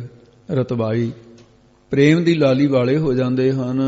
ਨਿਰਖਤ ਜਬ ਜਾਏ ਪਾਵਾ। ਵੇਖਦਿਆਂ ਜਦੋਂ ਤੁਰਿਆ ਪਦ ਰੂਪੀ ਸਰੂਪ, ਜਿਹੜਾ ਸਰੂਪ ਰੂਪੀ ਜਾਏ ਜਗਾ ਨੂੰ ਪਾਵਾ ਪਾ ਲਿਆ ਹੈ। ਤਬ ਲੈ ਨਿਰਖ ਹੈ ਨਿਰਖ ਮਿਲਾਵਾ। ਤਦੋਂ ਨਿਰਖ ਹੈ ਵੇਖਣ ਵਾਲੇ ਜੀਵ ਨੂੰ ਲੈ ਕਰਕੇ ਬ੍ਰਹਮਾਕਾਰ ਬਿਰਤੀ ਦੁਆਰਾ ਕਹਿੰਦੇ ਨਿਰਖ ਦੇਖਣ ਯੋਗ ਤੇ ਬ੍ਰਹਮ ਨੇ ਆਪਣੇ ਵਿੱਚ ਮਿਲਾਵਾ ਮੇਲ ਲਿਆ, ਭਾਵੇਂ ਏਕਤਾ ਹੋ ਗਈ ਹੈ। ਪੱਪਾ ਅਪਾਰ ਪਾਰ ਨਹੀਂ ਪਾਵਾ। ਇਹਨੂੰ ਭਾਈ ਅਪਾਰ ਕਰਨੇ, ਅਪਰ ਨਾ ਬਣ ਜਾਵੇ, ਅਪਾਰ ਆੜਾ ਅਗੇਤਰ ਕਰ ਲੈਣਾ। ਪੱਪੇ ਅੱਖਰ ਦੁਆਰਾ ਕਥਨ ਕਰਦੇ ਹੈ ਕਿ ਅਪਰ ਪ੍ਰਕਿਰਤੀ ਦੇ ਪਾਰਾਵਾਰ ਤੋਂ ਜੋ ਪਰੇ ਪਰਮੇਸ਼ਰ ਹੈ, ਉਸ ਦਾ ਪਾਰਾਵਾਰ ਨਹੀਂ ਪਾਵਾ ਪਾਇਆ ਜਾ ਸਕਦਾ। ਪਰਮ ਜੋਤ ਸਿਓ ਪਰਚੋ ਲਾਵਾ। ਉਹ ਪਰਮ ਜੋਤ ਵੱਡੇ ਜੋਤੀ ਸਰੂਪ ਪਰਮੇਸ਼ਰ ਸਿਓ ਨਾਲ ਪ੍ਰੇਮ ਦੇ ਪਰਚੋ ਪਰਚੇ ਨੂੰ ਲਾਵਾ ਲਾਉਣਾ ਕਰੇ। ਪਾਂਚੋ ਇੰਦਰੀ ਨਿਗ੍ਰਹਿ ਕਰੇ। ਪੰਜੋ ਇੰਦਰੀ, ਪੰਜੇ ਗਿਆਨ ਇੰਦਰੀਆਂ, ਇਹ ਗਿਆਨ ਇੰਦਰੀਆਂ ਨੂੰ ਵੀ ਨਿਗ੍ਰਹਿ ਰੋਕਣਾ ਕਰੇ। ਜਿਨ੍ਹਾਂ ਨੇ ਰੋਕਣਾ ਕਰੇ ਕੀਤਾ ਹੈ। ਪਾਪ ਪੁੰਨ ਦੋ ਨਿਰਵਰਈ। ਤੇ ਉਹਨਾਂ ਦੇ ਅੰਤਸ਼ਕਰਨ ਵਿੱਚ ਜੋ ਨਿਖਿਧ ਕਰਮ ਵਾਲੇ ਪਾਪ ਮੰਦ ਕਰਮ ਸਨ, ਸਕਾਮ ਕਰਮ ਕਰਕੇ ਜਿਹੜੇ ਪੁੰਨ ਕਰਮ ਸਨ, ਇਹ ਜਿਹੜੇ ਸਨ ਇਹ ਦੋਵੇਂ ਨਿਰਵਰੀ ਨਿਵਰਤ ਹੋ ਗਏ ਉਹਨਾਂ ਦੇ। ਇਸ ਕਰਕੇ ਨਿਰਵਰੀ ਕਰੇ ਨਿਵਾਰੇ ਗਏ ਹਨ, ਉਹ ਨਿਵਰਤ ਹੋ ਗਏ। ਫੱਫਾ ਬਿਨ ਫੂਲਹਿ ਫਲ ਹੋਈ। ਫੱਫੇ ਅੱਖਰ ਦੁਆਰਾ ਕਥਨ ਕਰਦੇ, ਜਿਵੇਂ ਕੁਝ ਪਰਮਾਤਮਾ ਨੇ ਇਹੋ ਜਿਹੇ ਬੂਟੇ ਵੀ ਪੈਦਾ ਕੀਤੇ ਆ ਜਿਨ੍ਹਾਂ ਨੂੰ ਫੁੱਲ ਤੋਂ ਬਿਨਾਂ ਹੀ ਫਲ ਆ ਜਾਂਦਾ ਹੈ। ਉਹਨਾਂ ਜਿਹਾ ਕਟੈਲ ਦਾ ਬੂਟਾ ਹੈ, ਇਹਨੂੰ ਕਟਹਰ ਵੀ ਕਹਿੰਦੇ ਆ, ਕਟੈਲ ਵੀ ਸੰਸਕ੍ਰਿਤ ਦੇ ਵਿੱਚ ਇਸ ਨੂੰ ਕੰਟਕ ਫਲ ਵੀ ਕਹਿੰਦੇ ਆ, ਸੰਸਕ੍ਰਿਤ ਵਿੱਚ ਐਸਾ ਪਦ ਹੈ। ਇਹ ਸਦਾ ਹਰਾ ਰਹਿਣ ਵਾਲਾ ਪੌਦਾ ਹੈ, ਗਰਮ ਦੇਸ਼ਾਂ ਵਿੱਚ ਜ਼ਿਆਦਾ ਹੁੰਦਾ ਹੈ। ਇਹਨੂੰ ਬਿਨਾਂ ਫੁੱਲਾਂ ਤੋਂ ਹੀ ਟਾਹਣੀਆਂ ਨੂੰ ਫਲ ਲੱਗਦੇ ਨੇ। ਇਹਨੂੰ ਉਹ ਫਲ ਬਰੀਕ ਬਰੀਕ ਕੰਡੇ ਹੁੰਦੇ ਨੇ ਉਹਦੇ ਦੁਆਲੇ। ਕੱਚੇ ਫਲਾਂ ਦੀ ਤਰਕਾਰੀ ਬਣਦੀ ਹੈ, ਅਚਾਰ ਬਣਦਾ ਹੈ, ਤੇ ਪੱਕੇ ਫਲਾਂ ਨੂੰ ਖਾਣ ਦੇ ਕੰਮ ਆਉਂਦੇ ਹੈ। ਉਹਦਾ ਪ੍ਰਮਾਣ ਹੈ ਇੱਥੇ ਦਿੱਤਾ। ਕਹਿੰਦੇ ਫੱਫਾ ਬਿਨ ਫੂਲਹਿ ਫਲ ਹੋਈ। ਫੱਫੇ ਅੱਖਰ ਦੁਆਰਾ ਕਹਿੰਦੇ ਜਿਵੇਂ ਕਟੈਲ ਬਿਰਸ਼ ਦੇ ਆਦਿਕ ਬਿਨਾਂ ਹੀ ਹੋਰ ਵੀ ਪੌਦੇ ਹੋਣਗੇ, ਤੇ ਇੱਕ ਦਾ ਪ੍ਰਮਾਣ ਦਿੱਤਾ ਹੈ। ਫੁੱਲੇ ਫੁੱਲਾਂ ਤੋਂ ਬਿਨਾਂ ਹੀ ਫਲ ਹੋ ਆਉਂਦਾ ਹੈ, ਲੱਗ ਜਾਂਦੇ ਨੇ। ਕਹਿੰਦੇ ਇਸੇ ਪ੍ਰਕਾਰ ਹੀ ਫੱਫਾ ਬਿਨ ਫੁੱਲੇ ਫਲ ਹੋਈ। ਇਸੇ ਪ੍ਰਕਾਰ ਸਾਧ ਜਿਹੜਾ ਉਪਾਸਨਾ ਰੂਪੀ ਫੁੱਲਾਂ ਤੋਂ ਬਿਨਾਂ ਹੀ ਸਤਿਗੁਰੂ ਕਿਰਪਾ ਕਰ ਦੇਵੇ ਤਾਂ ਗਿਆਨ ਰੂਪੀ ਫਲ ਪ੍ਰਾਪਤ ਹੋ ਜਾਂਦਾ ਹੈ, ਸਿੱਧਾ ਗਿਆਨ ਕਰਾ ਦਿੰਦੇ ਨੇ। ਇਸ ਕਰਕੇ ਇਹ ਫਿਰ ਪ੍ਰਮਾਣ ਦਿੱਤਾ ਹੈ। ਜਾਂ ਫਿਰ ਜਦੋਂ ਬਿਰਸ਼ ਨੂੰ ਫਲ ਲੱਗਦੇ ਹੈ, ਫੱਫਾ ਬਿਨ ਫੂਲੇ ਫਲ ਹੋਈ, ਜਦੋਂ ਬਿਰਸ਼ ਨੂੰ ਫਲ ਲੱਗ ਗਿਆ ਤੇ ਬਿਨਾਂ ਫੁੱਲਾਂ ਤੋਂ ਹੋ ਜਾਂਦਾ ਹੈ, ਭਾਵ ਫੁੱਲ ਝੜ ਜਾਂਦੇ ਨੇ। ਫਲ ਕਾਰਨ ਫੂਲ ਹੀ ਬਣ ਰਹਾ ਹੈ, ਫਲ ਲਾਗੇ ਤਾਂ ਫੂਲ ਬਿਲਾਏ, ਉਹ ਨਾਸ ਹੋ ਜਾਂਦੇ, ਝੜ ਜਾਂਦੇ ਨੇ। ਇਸੇ ਪ੍ਰਕਾਰ ਜਦੋਂ ਨਿਸ਼ਕਾਮੀ ਹੋ ਕੇ ਬ੍ਰਹਮ ਗਿਆਨ ਰੂਪੀ ਫਲ ਪ੍ਰਾਪਤ ਹੋ ਜਾਂਦਾ ਹੈ, ਉਦੋਂ ਕਰਮਤਾ ਰੂਪੀ ਫੁੱਲ ਜਿਹੜੇ ਨੇ ਉਹ ਆਪਣੇ ਆਪ ਨਿਵਰਤ ਹੋ ਜਾਏ, ਦੂਰ ਹੋ ਜਾਂਦੇ, ਉਹਨਾਂ ਦੀ ਲੋੜ ਨਹੀਂ ਰਹਿੰਦੀ। ਤਾ ਫਲ ਫੰਕ ਲਖੈ ਜੋ ਕੋਈ। ਤਾਂ ਉਸ ਬ੍ਰਹਮ ਗਿਆਨ ਰੂਪੀ ਫਲ ਦੇ ਚਾਰ ਭੂਮਿਕਾ ਰੂਪੀ ਫੰਕ ਫਾੜੀਆਂ ਨੇ। ਉਹਨਾਂ ਦੀ ਜੇਕਰ ਕੋਈ ਇੱਕ ਨੂੰ ਵੀ ਜਾਣ ਲਵੇ, ਇੱਕ ਫਾੜੀ ਨੂੰ ਵੀ ਪ੍ਰਾਪਤ ਕਰ ਲਵੇ, ਗਿਆਨ ਪ੍ਰਾਪਤ ਹੋ ਜਾਂਦਾ ਹੈ। ਤੋ ਇਸ ਕਰਕੇ ਉਹ ਥੋੜਾ ਜਿਹਾ ਹੋਰ ਵੀ ਜ਼ਿਆਦਾ ਬਰੀਕ, ਜਿਹੜੀਆਂ ਚਾਰ ਫਾੜੀਆਂ ਮਹਾਂਪੁਰਖਾਂ ਨੇ ਤਾਂ ਬਹੁਤ ਬਰੀਕੀ ਚ ਕਥਨ ਕੀਤੀਆਂ ਨੇ, ਇਹ ਆਪਾਂ ਥੋੜਾ ਜਿਹਾ ਸਰਲ ਰੂਪ ਹੀ ਰੱਖਿਆ ਉਹਨਾਂ ਦਾ। ਇਹ ਚਾਰ ਜਿਹੜੀਆਂ ਭੂਮਿਕਾ ਨੇ ਉਹਦੇ ਵਿੱਚੋਂ ਸਾਧ ਸੁਣੀ ਉਸ ਤਰ੍ਹਾਂ ਵੀ ਕਿਹਾ, ਸੁਵਿਛਾ ਸੋ ਵਿਚਾਰਨਾ ਤਨੂੰ ਮਾਨਸਾ ਅਸੰਸਗਤ ਪਦਾਰਥ ਭਾਵਨੀ ਆ ਜਿਹੜੀਆਂ ਸੱਤ ਹੈ, ਸਤਵਾ ਪਾਦਕ ਚੌਥੀ ਭੂਮਿਕਾ ਹੈ। ਇਹਨੂੰ ਇੱਕ ਫਾੜੀ ਨੂੰ ਵੀ ਫੜ ਲਿਆ, ਸੁਵਿਛਾ ਸੋ ਵਿਚਾਰਨਾ ਤਨੂੰ ਮਾਨਸ ਹੈ, ਤੇ ਇਸ ਤਰ੍ਹਾਂ ਦਾ ਸਾਧ ਸੁਣੀ ਭੂਮਿਕਾ ਹੈ। ਤੇ ਇਹਨਾਂ ਭੂਮਿਕਾ ਦੇ ਵਿੱਚ ਸਤਵਾ ਪਾਦਕ ਜਿਹੜੀ ਚੌਥੀ ਭੂਮਿਕਾ ਕਹੀ ਹੈ, ਉਹ ਇਸ ਨੂੰ ਤੁਰਿਆ ਵੀ ਮੰਨਿਆ। ਵਸਿਸ਼ਠ ਜੀ ਨੇ ਆਪਣੇ ਢੰਗ ਦੇ ਨਾਲ ਇਹ ਕਥਨ ਕੀਤੀ ਹੈ। ਆਪਾਂ ਇਹਨੂੰ ਚਲੋ ਸਰਲ ਰੂਪ ਹੀ ਰੱਖਦੇ ਹਾਂ। ਗੁਰੂ ਕਿਰਪਾ ਕਰੇ ਅੱਗੇ ਦੱਸਦੇ ਹਨ।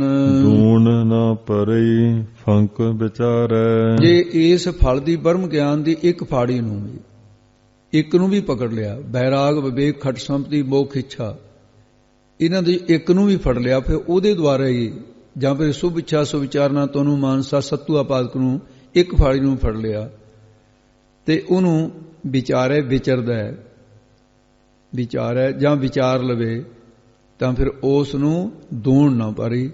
ਉਹ ਦੂਣ ਜਿਹੜੀ ਦਵੈਸ਼ ਹੈ, ਇਹਦੇ ਵਿੱਚ ਨਾ ਪਰੇ, ਨਾ ਪੈਣਾ ਕਹਿੰਦਾ ਹੈ। ਦੂਣ ਜਿਹੜਾ ਦੋ ਪਹਾੜਾਂ ਦੀ ਸੰਧ ਜਿਹੜੀ ਸਾਫ਼ ਜਗ੍ਹਾ ਹੋਵੇ, ਇਹਨੂੰ ਦੂਣ ਕਹਿੰਦੇ ਨੇ। ਭਾਵ ਜੰਮਣ ਮਰਨ ਰੂਪੀ ਦੋ ਪਹਾੜ ਨੇ, ਇਹਨਾਂ 84 ਲੱਖ ਜੂਨਾਂ ਦੇ ਸਰੀਰ ਰੂਪੀ ਦੂਣ ਦੀ ਨਿਆਈ ਹੈ। ਸਰੀਰ ਜਿਹੜਾ ਤੇ ਜਿਹੜਾ ਗਿਆਨ ਦੀ ਫਾੜੀ ਨੂੰ, ਫੰਕ ਨੂੰ ਵਿਚਾਰ ਲੈਣਾ, ਉਹ ਫਿਰ 84 ਲੱਖ ਜੂਨਾਂ ਦੇ ਉਹਨਾਂ ਸਰੀਰਾਂ ਦੇ ਵਿੱਚ ਨਹੀਂ ਪੈਂਦਾ ਹੈ। ਤਾ ਫਲ ਫੰਕ ਸਭੈ ਤਨ ਫਾਰ, ਤਾਂ ਤਿਸ ਬ੍ਰਹਮ ਗਿਆਨ ਰੂਪੀ ਫਲ ਦੀ ਤੁਰਿਆ ਪਦ ਰੂਪੀ ਫੰਕ ਫਾੜੀ। ਇਸ ਕਰਕੇ ਸਭੈ ਸਾਰੇ ਹੀ ਤਨ ਸੂਖਮ ਕਾਰਨ ਅਸਥੂਲ, ਸੂਖਮ ਸਰੀਰ ਹੈ, ਕਾਰਨ ਸਰੀਰ ਹੈ, ਅਸਥੂਲ ਸਰੀਰ ਹੈ, ਇਹਨਾਂ ਦੇ ਗੁਮਾਨ ਨੂੰ ਵੀ ਫਾਰੇ ਪਾੜ ਦਿੰਦਾ ਹੈ। ਇਹ ਐਸੀ ਅਵਸਥਾ ਪਾੜ ਦਿੰਦੀ ਹੈ। ਬੱਬਾ ਬਿੰਦ ਹੈ ਬਿੰਦ ਮਿਲਾਵਾ, ਬੱਬੇ ਅੱਖਰ ਦੁਆਰਾ ਕਥਨ ਕਰਦੇ ਆ ਕਿ ਜਦੋਂ ਬਿੰਦ ਹੈ ਜਾਣਨ ਵਾਲੇ ਜੀਵ ਨੂੰ ਬਿੰਦ ਜਾਣਨੇ ਯੋਗ ਪਰਮੇਸ਼ਰ ਨੇ ਆਪਣੇ ਸਰੂਪ ਵਿੱਚ ਮਿਲਾਵਾ ਮੇਲ ਲਿਆ ਹੈ। ਬਿੰਦ ਹੈ ਬਿੰਦ ਨਾ ਵਿਚਰਨ ਪਾਵਾ, ਬਿੰਦ ਹੈ ਜੀਵ ਬਿੰਦ ਬ੍ਰਹਮ ਨਾਲੋਂ ਵਿਛੜਨਾ ਨਹੀਂ ਪਾਉਂਦਾ। ਭਾਵ ਕਿ ਉਹਦੇ ਵਿੱਚ ਅਭੇਦ ਹੋ ਜਾਂਦਾ ਹੈ। ਜੋ ਈਸ਼ਵਰ ਦਾ ਬਿੰਦੇ ਸਤਚਿਤ ਆਨੰਦ ਜਿਹੜਾ ਗਿਆਤ ਰੂਪ ਹੈ, ਉਹੀ ਜੀਵ ਦਾ ਬਿੰਦ ਸਾਖੀ ਚੇਤਨ ਗਿਆਤ ਰੂਪ ਹੈ। ਤਦੋਂ ਫਿਰ ਦੋਨਾਂ ਦਾ ਬਿੰਦ ਹੈ ਬਿੰਦ ਨਾ ਵਿਚਰਨ ਪਾਵਾ, ਤੇ ਉਹ ਫਿਰ ਜਿਹੜਾ ਈਸ਼ਵਰ ਦਾ ਬਿੰਦੇ ਸਤਚਿਤ ਆਨੰਦ ਗਿਆਤ ਸਰੂਪ, ਉਹੀ ਜੀਵ ਦਾ ਬਿੰਦ ਸਾਖੀ ਚੇਤਨ ਗਿਆਤ ਰੂਪ, ਇਹਨਾਂ ਦੋਨਾਂ ਦਾ ਮਿਲਾਪ ਹੁੰਦਾ ਹੈ।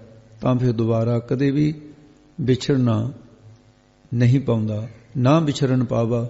ਇੱਕ ਵਾਰੀ ਮਿਲਿਆ ਫਿਰ ਵਿਛੜਨਾ ਨਹੀਂ ਰੱਬ ਦੇ ਨਾਲ, ਉਹਦਾ ਰੂਪ ਹੋ ਜਾਂਦਾ ਹੈ। ਪਾਣੀ ਦੀ ਬੂੰਦ ਵਿਛੜੀ ਹੋਈ ਇੱਕ ਵਾਰੀ ਸਮੁੰਦਰ 'ਚ ਡਿੱਗਦਾ ਜਾਵੇ ਫਿਰ ਵਿਛੜਦੀ ਨਹੀਂ, ਉਹਦਾ ਰੂਪ ਹੋ ਜਾਂਦੀ ਹੈ। ਬੰਦੋ ਹੋਏ ਬੰਦਗੀ ਗਹਿ, ਉਹ ਪਰਮੇਸ਼ਰ ਦਾ ਬੰਦੋ ਬੰਦਾ ਭਾਵ ਦਾਸ ਹੋਏ ਹੋ ਕਰਕੇ ਕੀ ਕਰੇ, ਬੰਦਗੀ ਭਗਤੀ ਨੂੰ ਗਹਿ ਗ੍ਰਹਿਣ ਕਰੇ, ਪਕੜਨਾ ਕਰੇ। ਬੰਦਕ ਹੋਏ ਬੰਦ ਸੁਧ ਲਹਿ, ਜੋ ਬੰਦਕ ਬੰਦਗੀ ਕਰਨ ਵਾਲਾ ਹੋਏ ਹੁੰਦਾ ਹੈ, ਉਸ ਦੀ ਪਰਮੇਸ਼ਰ ਬੰਦ ਸੰਬੰਧੀਆਂ ਦੀ ਨਿਆਈ ਸੁਧ ਖਬਰ ਲਹੇ ਲੈਂਦਾ ਹੈ। ਇਹ ਪੁਰਾਣੀਆਂ ਬੀੜਾਂ ਦੇ ਵਿੱਚ ਇੱਥੇ ਬੰਦ ਧੱਦੇ ਦੀ ਥਾਂ ਤੇ ਦੱਦਾ ਜਿਹੜਾ ਪਾਠ ਇਹ ਵੀ ਛਪਿਆ ਉਹ ਹੋਇਆ ਮਿਲਦਾ ਹੈ।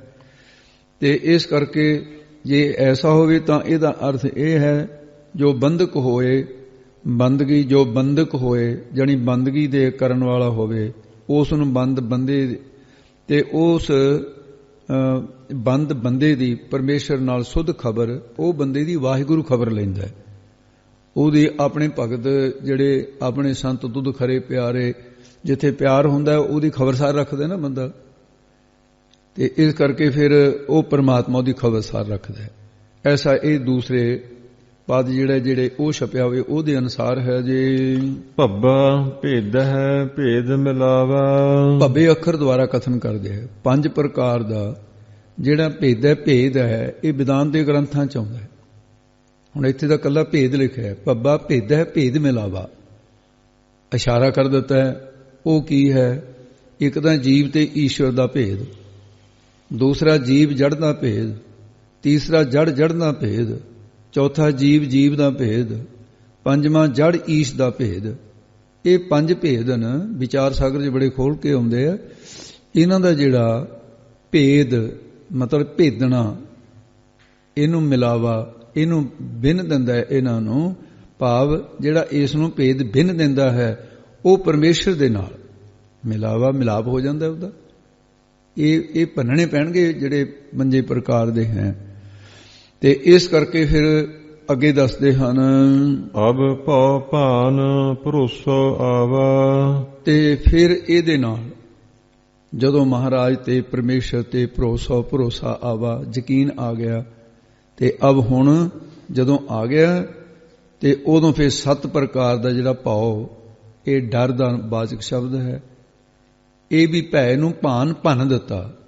ਯਹ ਭੈ ਪ੍ਰਲੋਕ ਭੈ, ਜਨਮ ਵੇਦਨਾ ਜਾਤ, ਅਨਰਖਿਆ ਔਰ ਗੁਪਤ ਭੈ, ਅਕਸ ਮਾਤਰ ਭੈ ਸਾਤ। 7 ਪ੍ਰਕਾਰ ਦਾ। ਤੇ ਭੇਦ 5 ਪ੍ਰਕਾਰ ਦਾ ਆਪ ਜੀ ਨੇ ਸੁਣੇ ਲਿਆ। 5 ਪ੍ਰਕਾਰ ਦਾ ਭਰਮ ਹੈ। ਭੇਦ ਪਰਮ ਕਰਤਤ ਪਰਮ ਪੁਨਸੰਗ ਪਰਮ ਵਿਕਾਰ, ਬਰਮ ਏਤਰ ਜਗ 7 ਪਰਮ, ਪੰਚੋ ਪਰਮ ਸੰਸਾਰ। ਤੇ ਇਹਨਾਂ ਦੀ ਨਿਵਰਤੀ ਵੀ ਸਾਧ ਸਿੰਘ ਜੀ ਇਹ ਉਹਦੇ ਦੋਹਰੇ ਆਦਿ ਇਸ ਤਰ੍ਹਾਂ ਦੇ ਲਿਖੇ ਹੋਏ ਹੈ। ਇਹਨਾਂ ਦੀ ਨਿਮਰਤ ਕਿਵੇਂ ਕਰਨਾ ਹੈ, ਖੈਰ ਰਹੋ ਵਿਚਾਰ। ਤੇ ਹੁਣ ਫਿਰ ਜਦੋਂ ਬੋਲੋ ਜੀ, ਅਬ ਪਾਓ। ਅਬ ਭਉ ਭਾਨ ਭਰੋਸਾ ਆਵੈ। ਤੇ ਜਦੋਂ ਇਹ ਭੰਨੇ ਗਏ, ਗੁਰਾਂ ਦੇ ਉਪਦੇਸ਼ ਦੇ ਭਰੋਸਾ ਵਿਸ਼ਵਾਸ ਆਵਾ ਆ ਗਿਆ। ਹੁਣ ਅਸਤੀ ਭੰਤੀ ਪਏ ਜਿਹੜੇ ਰੂਪ ਨਿਜ ਸਰੂਪ ਭਾਨ ਸਰੂਪ ਦੀ, ਉਹਦੀ ਨਹੀਂ ਫਿਰ ਪ੍ਰਤੀਤ ਹੋਇਆ। ਅਗਿਆਨ ਦੇ ਹਨੇਰੇ ਕਰਕੇ ਜੋ ਜੰਮਣ ਮਰਨ ਦਾ ਡਰ ਸੀ, ਭੈ ਸੀ, ਉਹ ਸਾਰੇ ਭੰਨ ਦਿੱਤਾ, ਨਿਵਰਤ ਹੋ ਗਿਆ। ਸੱਚ ਚਿਤ ਆਨੰਦ ਜਿਹੜੇ ਬ੍ਰਹਮ ਦੀ ਪ੍ਰਾਪਤੀ ਹੋ ਗਈ। ਅਸਤ ਜੜ ਦੁੱਖ ਰੂਪ ਸੰਸਾਰ ਦੀ ਨਿਵਰਤੀ ਹੋ ਗਈ। ਇਹ ਫਿਰ ਮੁਕਤੀ ਦਾ ਸਰੂਪ ਵਰਣਨ ਕਰ ਦਿੱਤਾ ਹੈ ਕਿ ਸਤ ਚਿਤ ਆਨੰਦ ਬ੍ਰਹਮ ਦੀ ਪ੍ਰਾਪਤੀ ਹੋ ਗਈ ਹੈ। ਇਉਂ ਹੁੰਦੀ ਹੈ ਜਦੋਂ ਭਰੋਸਾ ਗੁਰੂ ਤੇ ਆਵੇ। ਜੋ ਬਾਹਰ ਸੋ ਭੀਤਰ ਜਾਣਿਆ। ਜਦੋਂ ਭਾਈ ਬ੍ਰਹਮ ਗਿਆਨ ਹੋ ਗਿਆ, ਜਿਹੜਾ ਬਾਹਰ ਖੰਡਾਂ ਬ੍ਰਹਮੰਡਾਂ ਵਿੱਚ ਮੰਨਦੇ ਸੀ, ਉਹ ਪਰਮੇਸ਼ਰ ਨੂੰ ਸਰੀਰ ਦੇ ਭੀਤਰ ਅੰਦਰ ਹੀ ਜਾਣਿਆ, ਜਾਣ ਲਿਆ ਹੈ। ਤੇ ਜਿਹੜਾ ਪਾਪਾਂ ਪੁੰਨਾਂ ਤੋਂ ਬਾਹਰ ਬਗੈਰ ਹੈ, ਤੇ ਪਾਪ ਪੁੰਨ ਦਾ ਉਹਨੂੰ ਲੇਪ ਨਹੀਂ ਲੱਗਦਾ। ਤੇ ਇਸ ਕਰਕੇ ਸੋ ਉਹ ਭੀਤਰ ਅੰਦਰਲਾ ਜੋਤੀ ਸਰੂਪ ਸਾਖੀ ਕਰਕੇ ਜਾਣਿਆ, ਜਾਣ ਲਿਆ ਹੈ। ਭਇਆ ਭੇਦ ਭੂਪਤ ਪਹਿਚਾਨਿਆ। ਜਦੋਂ ਗੁਰਾਂ ਦੇ ਸ਼ਬਦ ਦੁਆਰਾ ਭੇਦ, ਜਿਹੜੀ ਰਮਜ ਸੀ, ਰਾਜ ਸੀ, ਪਰਮੇਸ਼ਰ ਦੀ ਪ੍ਰਾਪਤੀ ਦਾ ਭੇਦ ਸੀ, ਜਿਹੜਾ ਭੇਦ ਦਾ ਅਰਥ ਭੇਦ ਸਮਝਣਾ, ਉਹ ਪ੍ਰਾਪਤ ਪਿਆ ਹੋ ਗਿਆ ਹੈ। ਤੇ ਜਦੋਂ ਭੂਪਤ ਦਾ ਭੂ ਪ੍ਰਿਥਵੀ ਦਾ ਨਾਮ, ਪਤ ਪਤੀ, ਪ੍ਰਿਥਵੀ ਦਾ ਪਤੀ ਈਸ਼ਵਰ ਨੂੰ ਆਪਣਾ ਆਪ ਰੂਪ ਕਰਕੇ ਪਹਿਚਾਨਿਆ, ਪਛਾਣ ਲਿਆ ਗਿਆਨ ਦੁਆਰਾ। ਮਮਾ ਮੂਲ ਗਹਿਆ ਮਨ ਮਾਨੈ। ਮੰਮੇ ਅੱਖਰ ਦੁਆਰਾ ਕਥਨ ਕਰਦੇ ਜਿਨ੍ਹਾਂ ਨੇ ਮੰਮੇ ਅੱਖਰ ਦੁਆਰਾ ਕਥਨ ਹੈ ਕਿ ਜਿਨ੍ਹਾਂ ਨੇ ਮੂਲ ਮੁੱਢ ਰੂਪ ਨੂੰ ਗਹਿਆ ਗ੍ਰਹਿਣ ਕੀਤਾ ਹੈ। ਜੋ ਮੂਲ ਮੰਮਾ ਮੂਲ ਗਹਿਆ ਮਨ ਮਾਨੈ, ਜੋ ਮੂਲ ਅਗਿਆਨ ਹੈ ਨਾ, ਉਸ ਨੂੰ ਜਦੋਂ ਗਿਆਨ ਕਰਕੇ ਗਹਿਆ ਪਕੜ ਲਿਆ ਤਾਂ ਆਪਣੇ ਨਿਜ ਸਰੂਪ ਵਿੱਚ ਮਨ ਮੰਨ ਜਾਂਦਾ ਹੈ। ਤੇ ਜਾਂ ਫਿਰ ਮੰਮਾ ਮੂਲ ਗਹਿਆ ਮਨ ਮਾਨੈ, ਮੂਲ ਮਾਇਆ, ਉਸ ਵੱਲੋਂ ਮਨ ਨੂੰ ਅਪਰਾਮ ਕਰਕੇ ਜਦੋਂ ਗਹਿਆ ਪਕੜ ਲਿਆ, ਉਸ ਵੇਲੇ ਮਨ ਮੰਨ ਗਿਆ ਭਗਤੀ ਵਾਲੇ ਪਾਸੇ ਨੂੰ। ਤੇ ਉਹ ਫਿਰ ਜਿਹੜਾ ਮੰਮੇ ਅੱਖਰ ਦਾ ਤਾਂ ਕਸੇ ਨਹੀਂ, ਮੰਮਾ ਮੂਲ ਗਹਿਆ ਮਨ ਮਾਨਿਆ। ਤੇ ਉਹ ਜੋ ਸਾਰਿਆਂ ਦਾ ਮੂਲ ਅਧਿਸ਼ਠਾਨ ਰੂਪ ਹੈ ਵਾਹਿਗੁਰੂ, ਜਦੋਂ ਉਸ ਨੂੰ ਗੁਰਾਂ ਦੇ ਸ਼ਬਦ ਦੁਆਰਾ ਹਿਰਦੇ ਵਿੱਚ ਗ੍ਰਹਿਣ ਕੀਤਾ ਤਾਂ ਉਸ ਸਰੂਪ ਵਿੱਚ ਮਨ ਮੰਨ ਗਿਆ। ਤੇ ਦੱਸਦੇ ਹਨ ਫਿਰ ਅੱਗੇ, ਮਰਮੀ ਹੋਏ ਸੋ ਮਨ ਕੋ ਜਾਣੈ। ਜਿਹੜਾ ਗੁਰਾਂ ਦੇ ਸ਼ਬਦ ਦਾ ਮਰਮੀ ਭੇਤੀ ਹੋ ਜਾਂਦਾ ਨਾ, ਉਹ ਮਨ ਦੇ ਮੰਦੇ ਸੁਭਾਅ ਨੂੰ ਮਾਰਨਾ ਜਾਣ ਲੈਂਦਾ ਹੈ ਵੀ ਇਹਨੂੰ ਮੰਦੇ ਸੁਭਾਅ ਨੂੰ ਮਾਰਨਾ ਕਿਵੇਂ ਹੈ, ਗੁਰੂ ਦੇ ਉਪਦੇਸ਼ ਦੁਆਰਾ ਜਾਣੋ। ਉਹ ਫਿਰ ਮਨ ਸ਼੍ਰੋਮਣੀ ਪਰਮੇਸ਼ਰ ਨੂੰ ਗੁਰਾਂ ਦੇ ਮੰਤਰ ਦੁਆਰਾ ਜਾਣ ਲੈਂਦਾ ਹੈ। ਇਹ ਕਥਨ ਕੀਤਾ ਹੈ ਕਿ ਉਹ ਸੋ ਮਨ ਕੋ ਜਾਣੈ, ਜਾਣ ਲੈਂਦਾ ਹੈ। ਮਤ ਕੋਈ ਮਨ ਮਿਲਤਾ ਬਿਲਮਾਵੈ। ਜਦੋਂ ਮਨ ਸ਼੍ਰੋਮਣੀ ਪਰਮੇਸ਼ਰ ਵਿੱਚ ਮਨ ਮਿਲਦਾ ਹੈ ਤਾਂ ਮਤਾਂ ਕੋਈ ਬਿਲਮਾਵੈ, ਦੇਰੀ ਲਗਾਉਣਾ ਕਰੇ, ਭਾਵ ਦੇਰੀ ਨਾ ਕਰੇ। ਦੁਬਾਰਾ ਪਤਾ ਨਹੀਂ ਜ਼ਿੰਦਗੀ ਵਿੱਚ ਅਜਿਹਾ ਸਮਾਂ ਮਿਲੇਗਾ ਜਾਂ ਨਹੀਂ ਮਿਲੇਗਾ, ਪ੍ਰਾਪਤ ਹੋਵੇਗਾ ਜਾਂ ਨਹੀਂ ਹੋਏਗਾ। ਇਸ ਕਰਕੇ ਦੇਰੀ ਨਹੀਂ ਕਰਨੀ ਚਾਹੀਦੀ ਰੱਬ ਨੂੰ ਮਿਲਣ ਵਾਸਤੇ। ਮਗਨ ਭਇਆ ਤੇ ਸੋ ਸੱਚ ਪਾਵੈ। ਜਦੋਂ ਮਨ ਉਸ ਵਿੱਚ ਮਗਨ ਮਸਤ ਭਇਆ ਹੋ ਗਿਆ ਤੇ ਤਦੋਂ ਫਿਰ ਸੋ ਉਹ ਉਸ ਸੱਚ ਸੁਖ ਸਰੂਪ ਨੂੰ ਪਾਵੇ, ਪਾ ਲਵੇਗਾ। ਮੰਮਾ ਮਨ ਸਿਓ ਕਾਜ ਹੈ। ਮੰਮੇ ਅੱਖਰ ਦੁਆਰਾ ਕਥਨ ਕਰਦੇ ਹੈ, ਹੇ ਭਾਈ ਮਨ ਚਿੱਤ ਦੇ ਰੋਕਣ ਸਿਉ ਨਾਲ, ਇਹ ਜਿਹੜਾ ਮਨ ਨੂੰ ਰੋਕਣਾ ਹੈ, ਚਿੱਤ ਨੂੰ ਰੋਕਣਾ ਹੈ, ਉਹਦੇ ਨਾਲ ਹੀ ਕਾਜ ਕੰਮ ਹੈ। ਇਹੀ ਹੈ ਵੱਡਾ ਕੰਮ ਸਭ ਤੋਂ। ਤੇ ਜਾਂ ਫਿਰ ਇਉਂ ਕਹੇ ਗੁਰਾਂ ਦੇ ਮਨ ਮੰਤਰ ਵਿੱਚ ਲਾਉਣ ਦਾ ਕਾਜ ਕੰਮ ਹੈ। ਮੰਮਾ ਮਨ ਸਿਉ ਕਾਜ ਹੈ, ਇਹ ਕਾਜ ਹੈ ਜਿਹਦੇ ਵਾਸਤੇ ਸੰਸਾਰ 'ਚ ਆਏ ਹਾਂ। ਮੰਮਾ ਮਨ ਸਿਉ ਕਾਜ ਹੈ, ਮਨ ਸ਼੍ਰੋਮਣੀ ਪਰਮੇਸ਼ਰ ਸਿਉ ਨਾਲ ਮਿਲਾਉਣ ਦਾ ਕਾਜ ਕੰਮ ਹੈ। ਤੇ ਇਹਨਾਂ ਨੇ ਇਹੋ ਸਮਝ ਲਿਆ ਹੈ, ਮਨ ਸਾਧੇ ਸਿੱਧ ਹੋਏ। ਮਨ ਨੂੰ ਸਾਧੇ ਕਾਬੂ ਕਰਨ ਨਾਲ, ਜਿੱਤ ਲੈਣ ਦੇ ਨਾਲ ਪਰਮੇਸ਼ਰ ਦੀ ਸਿੱਧ ਪ੍ਰਾਪਤੀ ਹੋਏ ਹੁੰਦੀ ਹੈ। ਜਾਂ ਮੁਕਤੀ ਦੀ ਪ੍ਰਾਪਤੀ ਹੁੰਦੀ ਹੈ। ਮਨ ਹੀ ਮਨ ਸਿਓ ਕਹੈ ਕਬੀਰਾ। ਤੇ ਭਗਤ ਕਬੀਰ ਸਾਹਿਬ ਜੀ ਕਹੇ ਕਥਨ ਕਰਦੇ ਨੇ, ਮਨ ਸੁਧ ਮਨ ਹੀ ਨਾਮ ਹੈ ਨਿਸ਼ਚੇ ਦਾ, ਸੁਧ ਮਨ ਹੀ ਨਿਸ਼ਚੇ ਕਰਕੇ, ਮਨ ਅਸੁੱਧ ਮਨ ਸਿਉ, ਤੇ ਅਸੁੱਧ ਮਨ ਸਿਉ ਦਾ ਅਰਥ ਹੈ ਨੂੰ ਸਿੱਖਿਆ ਦੇਵੇ, ਅਸੁੱਧ ਮਨ ਨੂੰ ਸੁੱਧ ਮਨ ਸਿੱਖਿਆ ਦੇਵੇ। ਕਹਿੰਦਾ ਵੀ ਮੇਰੇ ਮਨ ਦੇ ਵਿੱਚ ਮੈਂ ਆਪਣੇ ਮਨੇ ਮਨ ਸਮਝਾ ਲਿਆ, ਮਨ ਨੂੰ ਮਨ ਨਾਲ ਸਮਝਾ ਲਿਆ। ਤੇ ਇਸ ਤਰ੍ਹਾਂ ਲੋਹੇ ਨੂੰ ਵੀ ਲੋਹਾ ਕੱਟਦਾ ਹੈ ਜਦੋਂ ਸਿੱਖਿਆ ਦੇਵੇ। ਕੀ ਸਿੱਖਿਆ ਦੇਵੇ? ਕਿ ਜੋ ਸ਼੍ਰੋਮਣੀ ਪਰਮੇਸ਼ਰ ਹੈ ਉਹਦੇ ਮੰਨਣ ਵਿੱਚ ਲੱਗ ਰਿਹਾ, ਤਾਂ ਉਹ ਜਿਹੜਾ ਮਨ ਸਮਝਦਾ ਹੈ ਫਿਰ ਮਨਸਾ ਮਿਲਿਆ ਨਾ ਕੋਏ। ਇਹ ਮਨਸਾ ਪਾਠ ਮੁੱਖ ਰੱਖਣਾ। ਮਨ ਤੇ ਸਾ ਵੱਖਰਾ ਵੱਖਰਾ ਦੂਜਾ ਪਾਠ ਹੈ। ਮਨਸਾ ਜਿੰਨਾ ਚਿਰ ਮਨ ਵਾਸ਼ਨਾ ਵਿੱਚ ਲੱਗਿਆ ਹੋਇਆ ਹੈ ਉਤਨਾ ਚਿਰ ਕੋਈ ਵੀ ਉਸ ਪਰਮੇਸ਼ਰ ਨੂੰ ਨਹੀਂ ਮਿਲ ਸਕਿਆ। ਮਨ ਸਾ ਮਿਲਿਆ ਨਾ ਕੋਏ। ਇਉਂ ਮਨ ਸਾ, ਮਨ ਸਰੀਖਾ ਭਾਵ ਮਨ ਵਰਗਾ ਕੋਈ ਵੀ ਤੇ ਅਵੈੜਾ ਨਹੀਂ ਕੋਈ, ਮਨ ਵਰਗਾ ਕੋਈ ਗੁਰੂ ਵੀ ਨਹੀਂ ਹੈ, ਨਹੀਂ ਮਿਲਿਆ ਹੈ। ਮਨ ਵਰਗਾ ਕੋਈ ਦੁਸ਼ਮਣ ਨਹੀਂ, ਮਨ ਵਰਗਾ ਕੋਈ ਮਿੱਤਰ ਨਹੀਂ, ਮਨ ਵਰਗਾ ਕੋਈ ਸਿੱਖਿਆ ਦੇਣ ਵਾਲਾ ਗੁਰੂ ਨਹੀਂ, ਕਿਉਂਕਿ ਮਨ ਨੇ ਮਨ ਨੂੰ ਸਿੱਖਿਆ ਦੇਣੀ ਹੈ। ਸੁੱਧ ਮਨ ਗੁਰੂ ਰੂਪ ਹੋ ਜਾਂਦਾ ਹੈ ਗੁਰੂ ਦੀ ਕਿਰਪਾ ਦੁਆਰਾ। ਉਹ ਫਿਰ ਸਿੱਖਿਆ ਕਿਉਂ ਗੁਰੂ ਦਾ ਰੂਪ ਹੋ ਗਿਆ। ਜਦੋਂ ਗੁਰੂ ਦੀ ਸਿੱਖਿਆ ਮਨ ਚ ਆ ਗਈ, ਮਨ ਗੁਰੂ ਰੂਪ ਹੋ ਗਿਆ। ਫਿਰ ਇਹਦੇ ਘਰ ਦਾ ਗੁਰੂ ਕੌਣ ਹੈ ਬਈ? ਉਹਦੀ ਆਪਣੀ ਹੋਂਦ ਖਤਮ ਹੋ ਗਈ। ਇਹ ਇਸ਼ਾਰਾ ਦਿੱਤਾ ਹੈ। ਅੱਗੇ ਦੱਸਦੇ ਨੇ, ਇਹੋ ਮਨ ਸ਼ਕਤੀ ਇਹੋ ਮਨ ਸੀਓ। ਇਹ ਮਨ ਸ਼ਕਤੀ ਮਾਇਆ ਵਿੱਚ ਲੱਗ ਕੇ ਤਾਂ ਮਾਇਆ ਦਾ ਰੂਪ ਹੋ ਜਾਂਦਾ ਹੈ। ਇਹ ਮਨ ਸੀਓ, ਇਹ ਜਦੋਂ ਇਹ ਮਨ ਸੀਓ ਕਲਿਆਣ ਸਰੂਪ ਪਰਮੇਸ਼ਰ ਵਿੱਚ ਜੁੜ ਜਾਂਦਾ ਹੈ, ਫਿਰ ਉਹਦਾ ਸਰੂਪ ਬਣ ਜਾਂਦਾ ਹੈ। ਇਹ ਮਨ ਦਾ ਐਸਾ ਹੀ ਸੁਭਾਅ ਹੈ। ਇਹ ਜਿਸ ਤਰ੍ਹਾਂ ਪਾਣੀ ਨੂੰ ਜਿਹੋ ਜਿਹਾ ਰੰਗ ਮਿਲ ਜਾਵੇ ਉਹੇ ਜਿਹੇ ਰੰਗ ਦਾ ਹੋ ਜਾਂਦਾ ਹੈ, ਲਾਲ ਰੰਗ ਵੀ ਲਾਲ ਰੰਗ ਦਾ ਹੋ ਜਾਂਦਾ ਹੈ, ਪੀਲਾ ਮਿਲੇ ਪੀਲੇ ਰੰਗ ਦਾ ਹੋ ਜਾਂਦਾ ਹੈ। ਮਾਇਆ 'ਚ ਮਾਇਆ ਰੂਪ ਹੋ ਜਾਂਦਾ ਹੈ ਤੇ ਕਲਿਆਣ ਸਰੂਪ ਨਾਲ ਮਿਲੇ ਉਹਦਾ ਰੂਪ ਹੋ ਜਾਂਦਾ ਹੈ। ਇਹੋ ਮਨ ਪੰਜ ਤਤ ਕੋ ਜੀਉ। ਇਹ ਮਨ, ਇਹੀ ਮਨ ਜਿਹੜੇ ਪੰਜਾਂ ਤੱਤਾਂ ਦੇ ਸੁਭਾਅ ਦੇ ਵਿੱਚ ਲੱਗ ਜਾਂਦਾ ਹੈ, ਉਹਦੇ ਆਪਣੇ ਆਪ ਕੋਦ ਅਰਥ ਹੈ ਨੂੰ ਜੀਓ ਜੀਵ ਕਹਾਉਣ ਲੱਗ ਜਾਂਦਾ ਹੈ। ਇਹਦਾ ਜਨਮ ਇਸ ਤਰ੍ਹਾਂ ਹੁੰਦਾ ਪੰਜਾਂ ਤੱਤਾਂ ਦਾ। ਸਤੋ ਅੰਸ਼ ਭੂਤਨ ਕੀ ਜੋ ਹੈ ਤਾਂਤੇ ਅੰਤਿ ਕਰਨ ਵਹਿਓ ਹੈ, ਰਾਗ ਦਵੈਸ ਕੋਕਸ ਜਾਤੇ ਸੋ ਪੀ ਰਾਵਰੋ ਰੂਪ ਨਾ ਤਾਤੇ। ਇਹ ਜਿਹੜਾ ਮਨ ਹੈ ਪੰਜੇ ਤੱਤਾਂ ਤੋਂ ਕਿਸ ਤਰ੍ਹਾਂ ਇਹਦੇ ਵਿੱਚ ਇਹ ਮਨ ਜਦੋਂ ਇਹਨਾਂ ਤੱਤਾਂ ਦੇ ਸੁਭਾਅ ਨਾਲ ਮਿਲ ਗਿਆ ਤੇ ਉਹਨਾਂ ਦਾ ਰੂਪ ਹੀ ਬਣ ਜਾਂਦਾ ਹੈ। ਇਉਂ ਇਹਦਾ ਜਨਮ ਹੁੰਦਾ ਹੈ। ਪੰਜਾਂ ਤੱਤਾਂ ਦੀਆਂ ਖਿਲਤਾਂ ਉਹਦੇ 'ਚ ਸੂਖਮ ਤੱਤਾਂ ਨਾਲ ਸੂਖਮ ਸਰੀਰ, ਅਸੂਲ ਤੱਤਾਂ ਨਾਲ ਮਿਲ ਕੇ ਅਸੂਲ ਸਰੀਰ, ਅਵਿਦਿਆ ਕਰਕੇ ਸਰੀਰ ਆਪਣੇ ਆਪ ਨੂੰ ਕਹਾਉਂਦਾ ਹੈ। ਇਹ ਆਪਣੇ ਆਪ ਨੂੰ ਸਰੀਰ ਮੰਨ ਲਿਆ, ਹੋਰ ਅੱਗੇ ਚਲਿਆ ਗਿਆ ਸੂਖਮ ਸਰੀਰ ਮੰਨ ਲਿਆ, ਹੋਰ ਅੱਗੇ ਚਲਿਆ ਕਾਰਨ ਸਰੀਰ ਮੰਨ ਲਿਆ। ਜਦੋਂ ਬ੍ਰਹਮ ਗਿਆਨ ਦੁਆਰਾ ਅੱਗੇ ਜਾਊਗਾ ਫਿਰ ਬ੍ਰਹਮ ਰੂਪ ਮੰਨੂਗਾ ਆਪਣੇ ਆਪ ਨੂੰ ਕਿ ਮਨ ਤੂੰ ਜੋਤ ਸਰੂਪ ਹੈ ਤਾਂ ਜੋਤ ਸਰੂਪ, ਪਰ ਇਹ ਤੱਤਾਂ ਨਾਲ ਮਿਲ ਕੇ ਉਹ ਰੂਪ ਬਣ ਗਿਆ।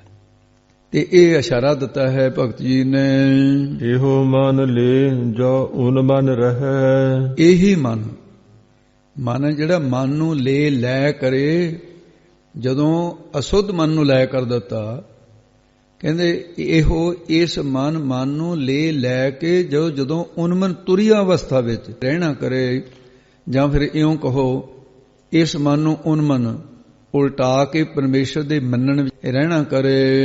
ਤੋ ਤੀਨ ਲੋਕ ਕੀ ਬਾਤੈ ਕਹੈ। ਤਦੋਂ ਅੰਤਰਜਾਮਤਾ ਕਿੰਨੀ ਹੋ ਜਾਂਦੀ ਹੈ। ਤਿੰਨਾਂ ਲੋਕਾਂ ਦੀਆਂ ਬਾਤਾਂ ਗੱਲਾਂ ਕਹਿਣ ਨੂੰ ਸਮਰੱਥ ਹੋ ਜਾਂਦਾ ਵੀ ਫਲਾਣੇ ਤੋਂ ਆਹ ਹੋ ਰਿਹਾ, ਸਵਰਗ ਵਿੱਚ ਆਹ ਹੋਇਆ, ਪਤਾਲ 'ਚ ਆਹ ਹੋਇਆ।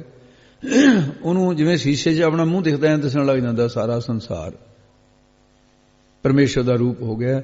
ਤੁਰੀਆਂ ਅਵਸਥਾ ਵਿੱਚ ਸਥਿਤ ਹੋ ਗਏ ਤੇ ਉਦੋਂ ਫਿਰ ਤਿੰਨਾਂ ਲੋਕਾਂ ਦੀਆਂ ਬਾਤਾਂ ਬਾਸ਼ਨਾਵਾਂ ਕਿੱਥੇ ਰਹਿਣਗੀਆਂ। ਦੂਸਰੇ ਤੋ ਤੀਨ ਲੋਕ ਕੀ ਬਾਤਾਂ ਬਾਸ਼ਨਾ ਤੇ ਕਹਾਂ ਕਿੱਥੇ ਰਹੂਗੀ। ਫਿਰ ਕਹਿਣ ਮਾਤਰੇ ਫਿਰ ਉਹ ਨਹੀਂ ਰਹਿੰਦੀ, ਬਾਸ਼ਨਾ ਖਤਮ ਹੋ ਜਾਂਦੀਆਂ ਹਨ। ਯਈਆ ਜੋ ਜਨ ਹੈ ਤੋ ਦੁਰਮਤ ਹਨ। ਯਈਏ ਅੱਖਰ ਨੂੰ ਭਾਈ ਕਿਵੇਂ ਬੋਲਣਾ ਸਮਝਣ ਵਾਸਤੇ ਵੀ ਪਿਛਲਾ ਯਈਆ ਜਿਹੜਾ ਇਹਨੂੰ ਸਮਝ ਲਓ ਵੀ ਇੱਕ ਤਾਂ ਯਈਆ ਮੂਹਰੇ ਲੱਗਿਆ ਹੀ ਹੈ।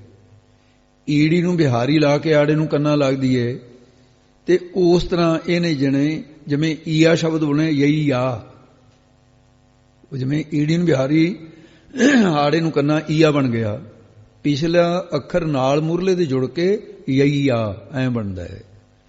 ਯਈਏ ਅੱਖਰ ਦੁਆਰਾ ਕਥਨ ਕਰਦੇ ਨੇ, ਹੇ ਭਾਈ ਜੋ ਜੇਕਰ ਤੂੰ ਪਰਮੇਸ਼ਰ ਦੇ ਜਾਣਨਾ ਚਾਹੁੰਦਾ ਹੈ ਨਾ, ਜੇ ਤੂੰ ਪਰਮੇਸ਼ਰ ਨੂੰ, ਤਾਂ ਫਿਰ ਕੀ ਕਰਨਾ ਹੈ? ਤਾਂ ਬੋਲ ਦੋ ਜੀ ਸਾਰਾ, ਦੁਬਾਰੇ ਬੋਲੋ। ਯਈਆ ਜੋ ਜਾਣ ਹੈ ਤੋ ਦੁਰਮਤ ਹਨ।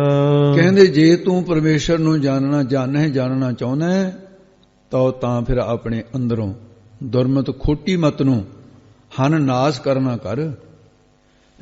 ਤਾਂ ਫਿਰ ਜਦੋਂ ਨਾਸ ਕਰ ਦੇਵੇਂਗਾ, ਕਰ ਬਸ ਕਾਇਆ ਗਾਓ, ਤੇ ਫਿਰ ਉਸ ਵੇਲੇ ਕਾਇਆ ਸਰੀਰ ਰੂਪੀ ਗਾਉ ਨਗਰ ਦੇ ਵਿੱਚ ਮਨ ਨੂੰ ਵਸ, ਕਹਿੰਦੇ ਵਸ ਕਰਕੇ ਰੱਖਣਾ ਕਰ। ਕਿਵੇਂ ਕਰ? ਸਮਦਮ ਸਾਧਨਾ ਦੁਆਰਾ ਕਾਇਆ ਬੁੱਧੀ ਨੂੰ ਅੰਤਸ਼ਕਰਨ ਰੂਪੀ ਗਾਉ ਨਗਰ ਵਿੱਚ ਬਸ ਕਰਕੇ ਰੱਖਣਾ ਕਰ। ਰਣ ਰੂਤੋ ਭਾਜੈ ਨਹੀਂ, ਕਹਿੰਦੇ ਜਦੋਂ ਰਣ ਜੰਗ ਰੂਤੋ ਰੁਕ ਪਵੇ, ਭਾਵ ਆ ਪਵੇ, ਸੂਰਮਾ ਉਹ ਹੈ ਕਹਿੰਦੇ ਉਦੋਂ ਫਿਰ ਭਾਜੈ ਨਹੀਂ, ਭਗੌੜਾ ਨਾ ਹੋ ਜਵੇ, ਭੱਜੇ ਨਾ, ਫਿਰ ਕੈਰ ਨਾ ਬਣੇ। ਤੇ ਜੇ ਕੈਰ ਨਾ ਬਣੇ ਤੇ ਉੱਥੇ ਖੜ ਜਾਵੇ ਲੜ ਮਰਨ ਵਾਸਤੇ। ਸੂਰੋ ਥਾਰੋ ਨਾਉ, ਫਿਰ ਉਸ ਵੇਲੇ ਆਪਵਾਦ ਦੀ ਬੋਲੀ ਆ ਥਾਰੋ, ਮਾਰੇ ਥਾਰੇ ਕਹਿੰਦੇ ਆ ਨਾ ਉਹ, ਤੇ ਤੁਹਾਡਾ ਨਾਮ ਫਿਰ ਸੂਰੋ ਸੂਰਮਾ ਪੈ ਜਾਏਗਾ, ਤੁਸੀਂ ਸੂਰਮੇ ਹੋ। ਇਸੇ ਪ੍ਰਕਾਰ ਜੀ ਰਣ ਰੂਤੋ ਭਾਜੈ ਨਹੀਂ, ਤੇ ਜਦੋਂ ਕਾਮ ਕ੍ਰੋਧ ਆਦਿ ਵਿਕਾਰਾਂ ਨੂੰ ਰਣ ਰੂਤੋ ਰੰਗ ਆ ਪਵੇ, ਜੰਗ ਆ ਪਵੇ ਇਹਨਾਂ ਦੇ ਨਾਲ। ਕਾਮ ਕ੍ਰੋਧ ਇਹ ਦੁਸ਼ਮਣ ਵਿਕਾਰਾਂ ਨੂੰ ਰਣ ਰੂਤੋ, ਇਹਨਾਂ ਦੇ ਨਾਲ ਜੰਗ ਆ ਪਵੇ, ਆ ਰੁਕੇ ਭਾਵ ਗਲ ਪੈ ਜਵੇ, ਇਹਨਾਂ ਨੂੰ ਲੜਨਾ ਪਵੇ। ਫਿਰ ਕਾਮ ਦੇ ਅੱਗੇ ਕ੍ਰੋਧ ਦੇ ਅੱਗੇ ਭਾਜੇ, ਭਗੌੜਾ ਨਾ ਹੋਵੇ। ਜੇ ਤੁਸੀਂ ਇਸ ਤਰ੍ਹਾਂ ਸੂਰਮੇ ਬਣ ਜਾਓਗੇ, ਸੂਰੋ ਥਾਰੋ ਨਾਉ, ਤੇ ਤੁਹਾਨੂੰ ਫਿਰ ਸੂਰਮਾ ਕਿਹਾ ਜਾਏਗਾ। ਥਾਰੋ ਤੁਹਾਡਾ ਨਾਮ, ਵਿਕਾਰਾਂ ਨੂੰ ਤੇ ਮਨ ਨੂੰ ਜਿੱਤਣ ਵਾਲੇ ਹੋਣ ਕਰਕੇ ਸੂਰੋ ਸੂਰਮਾ ਹੋ ਜਾਏਗਾ। ਵਿਕਾਰਾਂ ਨੂੰ ਜਿੱਤ ਲਿਆ, ਮਨ ਦੇ ਮੰਦੇ ਸੁਭਾਅ ਨੂੰ ਜੀਤਿਆ, ਮਨ ਜੀਤਾ ਜਗ ਜੀਤ, ਸਾਰੇ ਸੰਸਾਰ ਦਾ ਵੱਡਾ ਸੂਰਮਾ ਹੋ ਗਿਆ। ਸੋ ਇਸ ਕਰਕੇ ਇਹ ਸੂਰਮੇ ਦੇ ਕਰਤੱਵ ਦੱਸੇ ਹੈ। ਇਹਨਾਂ ਦੇ ਅੱਗੇ ਕਹਿੰਦੇ ਫਿਰ ਭੱਜੇ ਨਾ, ਮੂਹਰੇ ਨਾ ਭੱਜੇ, ਭਾਵ ਕਿ ਅਧੀਨ ਨਾ ਹੋਵੇ ਇਹਨਾਂ ਦੇ, ਉਹ ਸੂਰਮਾ ਹੁੰਦਾ ਹੈ। ਰਾਰਾ ਰਸ ਨਿਰਾਸ ਕਰ ਜਾਣਿਆ, ਰਾਰੇ ਅੱਖਰ ਦੁਆਰਾ ਕਥਨ ਕਰਦੇ ਨੇ, ਜਿਸ ਨੇ ਰਸ ਆਨੰਦ ਸਰੂਪ ਪਰਮੇਸ਼ਰ ਨੂੰ, ਉਹ ਜਿਹੜਾ ਵਾਹਿਗੁਰੂ ਹੈ ਤਾਂ ਆਨੰਦ ਰਸ ਰੂਪ ਹੈ, ਆਨੰਦ ਸਰੂਪ ਹੈ। ਨਿਰਸ ਰਸ ਤੋਂ ਹੀਣ, ਰਸ ਤੋਂ ਹੀਣ ਕਰਕੇ ਜਾਣਿਆ ਹੋਇਆ ਹੈ। ਅਤੇ ਜਿਹੜੇ ਨਿਰਸ ਰਸ ਤੋਂ ਰਹਿਤ ਵਿਸ਼ੇ ਨੇ, ਤੇ ਇਹਨਾਂ ਨੂੰ ਕੀ ਕਰਕੇ ਜਾਣਿਆ? ਇਹਨਾਂ ਨੂੰ ਨਿਰਾਸੇ ਹੋਏ ਹੋਣਾ ਕੀਤਾ, ਭਾਵ ਐਸਾ ਜਿਹੜਾ ਇਹਨਾਂ ਨੂੰ ਰਸ ਰੂਪ ਜਾਣਿਆ। ਰਾਰਾ ਰਸ ਨਿਰਸ ਕਰ ਜਾਣਿਆ, ਇਹ ਅੱਖਰ ਦੁਆਰਾ ਕਿਹਾ। ਆਨੰਦ ਸਰੂਪ ਪਰਮੇਸ਼ਰ ਨੂੰ ਤਾਂ ਨਿਰਸ ਰਸ ਤੋਂ ਹੀਣਾ ਕਰਕੇ ਜਾਣ ਲਿਆ। ਜਿਹੜੇ ਨਿਰਸ ਰਸ ਤੋਂ ਰਹਿਤ ਵਿਸ਼ੇ ਨੇ, ਤੇ ਜਿਨ੍ਹਾਂ ਤੋਂ ਨਿਰਾਸੇ ਹੋਏ ਹੋਣਾ ਸੀ, ਉਹਨਾਂ ਨੂੰ ਉਲਟਾ ਰਸ ਆਨੰਦ ਪਹਿਚਾਨ ਲਿਆ। ਉਹਦੇ ਵਿੱਚ ਹੋਏ ਨਿਰਸ, ਹੋਏ ਨਿਰਸ ਸੋ ਰਸ ਪਹਿਚਾਨਿਆ, ਤੇ ਉਹ ਉਹਨਾਂ ਨੂੰ ਉਲਟਾ ਰਸ ਆਨੰਦ ਪਹਿਚਾਨਿਆ ਵੀ ਇਹਨਾਂ 'ਚ ਆਨੰਦ ਬੜਾ ਹੈ, ਪਛਾਣਨਾ ਕੀਤਾ ਹੈ। ਦੁਬਾਰੇ ਬੋਲ ਦੋ ਜੀ। ਰਾਰਾ ਰਸ ਨਿਰਾਸ ਕਰ ਜਾਣਿਆ, ਹੋਏ ਨਿਰਾਸ ਸੋ ਰਸ ਪਹਿਚਾਨਿਆ। ਜਿਨ੍ਹਾਂ ਨੇ ਰਸ ਸ਼ਬਦ ਸਪਰਸ ਰੂਪ ਰਸ ਗੰਧ ਨੂੰ ਨਿਰਾਸ ਰਸ ਤੋਂ ਰਹਿਤ ਕਰਕੇ ਜਾਣਿਆ, ਤੇ ਇਹਨਾਂ ਦੇ ਵਿੱਚ ਕੋਈ ਰਸ ਨਹੀਂ ਹੈ, ਐਸਾ ਜਾਣ ਲਿਆ। ਤੇ ਜਦੋਂ ਉਹ ਇਹਨਾਂ ਵਿਸ਼ੇ ਰਸਾਂ ਤੋਂ ਨਿਰਾਸ ਹੋ ਗਏ ਸਤਿਪੁਰਸ਼, ਉਦੋਂ ਸੋ ਉਹ ਰਸ ਆਨੰਦ ਸਰੂਪ ਬ੍ਰਹਮ ਨੂੰ ਪਛਾਣ ਲਿਆ ਹੈ। ਇਹ ਰਸ ਛਾੜੇ ਉਹ ਰਸ ਆਵਾ, ਜਿਨ੍ਹਾਂ ਨੇ ਇਹ ਇੰਦਰੀਆਂ ਦੇ ਰਸ ਨੂੰ, ਵਿਸ਼ੇ ਰਸ ਨੂੰ ਛੱਡਿਆ ਹੈ, ਉਹਨਾਂ ਨੂੰ ਆਤਮਾ ਦਾ ਆਨੰਦ ਰੂਪ ਰਸ ਪ੍ਰਗਟ ਹੋ ਕਰਕੇ ਆਉਂਦਾ ਹੈ। ਉਹ ਰਸ ਪੀਆ ਇਹ ਰਸ ਨਹੀਂ ਭਾਵਾ, ਇਹ ਜਿਨ੍ਹਾਂ ਨੇ ਆਤਮਾ ਦੇ ਰਸ ਨੂੰ ਪੀ ਲਿਆ, ਉਹਨਾਂ ਨੂੰ ਇੰਦਰੀਆਂ ਦੇ ਵਿਸ਼ੇ ਰਸ ਭਾਵਾ ਚੰਗੇ ਨਹੀਂ ਲੱਗਦੇ। ਵਿਸ਼ੇ ਵਿਕਾਰ ਲੱਲਾ ਐਸੇ ਲਿਬ ਮਨ ਲਾਵੇ, ਲੱਲੇ ਅੱਖਰ ਦੁਆਰਾ ਕਥਨ ਕਰਦੇ ਨੇ, ਐਸੇ ਇਸ ਪ੍ਰਕਾਰ ਮਨ ਦੀ ਲਿਵ ਨਾਮ ਹੈ ਬਿਰਤੀ ਦਾ, ਉਹ ਬਿਰਤੀ ਨੂੰ ਬ੍ਰਹਮਾ ਕਰ ਕਰਕੇ ਲਾਵੇ, ਲਾਉਣਾ ਕਰੇ। ਅਨੰਤ ਨਾ ਜਾਏ ਪਰਮ ਸੱਚ ਪਾਵੇ, ਬਿਰਤੀ ਅਨੰਤ ਹੋਰ ਕਿਸੇ ਪਾਸੇ ਨਾ ਜਾਵੇ ਹੀ। ਭਾਵ ਕੀ ਹੈ ਕਿ ਬਿਰਤੀ ਅਨੰਤ ਹੋਰ ਕਿਸੇ ਪਾਸੇ ਨਾ ਜਾਵੇ ਹੀ ਨਾ, ਤਾਂ ਇਹ ਪਰਮ ਵੱਡਾ ਸੱਚ ਸੁਖ ਸਰੂਪ ਪਰਮਾਤਮਾ ਨੂੰ ਪਾਵੇ, ਪਾ ਲਵੇਂਗਾ। ਅਰ ਜੋ ਤਹਾ ਪ੍ਰੇਮ ਲਿਵ ਲਾਵੇ, हे ਭਾਈ ਅਰ ਬਹੁਰੋ ਜੋ ਜਦ ਤਹਾਂ ਤਿਸ ਪਰਮੇਸ਼ਰ ਦੇ ਵਿੱਚ ਪ੍ਰੇਮ ਨਾਲ ਲਿਵ ਬਿਰਤੀ ਨੂੰ ਲਾਉਣਾ ਕਰੇ। ਤੋ ਅੱਲਹ ਲਹ ਚਰਨ ਸਮਾਵੇ, ਉਹ ਤਦ ਅਸੁੱਧ ਅੰਤਸ਼ਕਰਨ ਕਰਕੇ, ਜਿਹੜਾ ਅੱਲ੍ਹਾ ਹੈ ਅਲਖ ਪਰਮੇਸ਼ਰ ਹੈ, ਜਿਹੜਾ ਅਸੁੱਧ ਮਨ ਕਰਕੇ ਲਖਿਆ ਨਹੀਂ ਸੀ ਜਾਂਦਾ, ਤੇ ਉਸ ਪਰਮੇਸ਼ਰ ਨੂੰ ਸੁੱਧ ਅੰਤਸ਼ਕਰਨ ਦੁਆਰਾ ਲਖ ਸਕਦਾ। ਫਿਰ ਇਸ ਕਰਕੇ ਨਾ ਕਹਿੰਦੇ ਲਹਿ ਲਖ ਕਰਕੇ ਉਸ ਅਧਿਸ਼ਠਾਨ ਸਰੂਪ, ਉਹਦੇ ਅਧਿਸ਼ਠਾਨ ਰੂਪੀ ਚਰਨ ਜਿਹੜੇ ਨੇ, ਅਧਿਸ਼ਠਾਨ ਰੂਪ ਚਰਨ ਉਹਦੇ, ਉਹਨਾਂ ਚਰਨਾਂ ਕਮਲਾਂ ਦੇ ਵਿੱਚ ਸਮਾ ਜਾਂਦਾ ਹੈ ਵਾਹਿਗੁਰੂ ਦੇ ਚਰਨਾਂ ਵਿੱਚ। ਵਵਾ ਬਾਰ ਬਾਰ ਬਿਸਨ ਸਮਾਰ, ਤੇ ਵਵਾ ਅੱਖਰ ਦੁਆਰਾ ਕਥਨ ਕੀਤਾ ਹੈ ਕਿ हे ਪੰਡਤ, ਬਾਰ ਬਾਰ ਪੁਨः ਪੁਨः, ਬਿਸ਼ਨ ਪਰਮੇਸ਼ਰ ਦਾ ਨਾਮ ਹੈ। ਅਸਲ ਦੇ ਵਿੱਚ ਇਹ ਹੈ, ਬਿਸ ਨਾਮ ਤਾਂ ਹੈ ਵਿਸ਼ਵ ਦਾ, ਸੰਸਾਰ ਦਾ, ਅਨ ਨਾਮ ਹੈ ਚੇਸ਼ਟਾ ਕਰਾਉਣ ਵਾਲੇ ਦਾ। ਉਹ ਜਿਹੜਾ ਐਸਾ ਪਰਮੇਸ਼ਰ ਹੈ ਉਹਨੂੰ ਬਿਸ਼ਨ ਕਿਹਾ ਹੈ। ਉਹਨੂੰ ਸੰਭਾਲਣਾ ਕਰ, ਉਹਦੇ ਨਾਮ ਦਾ ਚਿੰਤਨ ਕਰ। ਬਿਸਨ ਸਮਾਰ ਨਾ ਆਵੇ ਹਾਰ, ਪਰਮੇਸ਼ਰ ਨੂੰ ਸੰਭਾਲਣ ਕਰਦੇ, ਸੰਭਾਲੜੇ ਯਾਨੀ ਉਸ ਪਰਮੇਸ਼ਰ ਨੂੰ ਸੰਭਾਲਣੇ ਕਰਕੇ ਕਦੇ ਵੀ ਕਿਸੇ ਪਾਸੋਂ ਤੈਨੂੰ ਹਾਰ ਨਹੀਂ ਆਵੇਗੀ। ਜੀਵਨ ਦੀ ਬਾਜੀ ਜਿੱਤ ਜਾਏਗਾ। ਬਲ ਬਲ ਜੇ ਬਿਸਨ ਤਨਾ ਜਸ ਗਾਵੇ, ਅਸੀਂ ਭਾਈ ਮਨ ਬਾਣੀ ਸਰੀਰ ਕਰਕੇ ਉਹਨਾਂ ਤੋਂ ਬਲ ਬਲਿਹਾਰ ਕੁਰਬਾਨ ਜਾਂਦੇ ਹਾਂ। ਜਿਹੜੇ ਬਿਸ਼ਨ ਪਰਮੇਸ਼ਰ ਦੇ ਪਿਆਰੇ ਤਨਾ ਪੁੱਤਰ ਸੰਤ ਭਗਤਾਂ ਦੇ ਨਾਲ ਮਿਲ ਕੇ ਪਰਮੇਸ਼ਰ ਦੇ ਜਸ ਸਿਫਤਾਂ ਤਾਈਂ ਗਾਉਂਦੇ ਹਨ।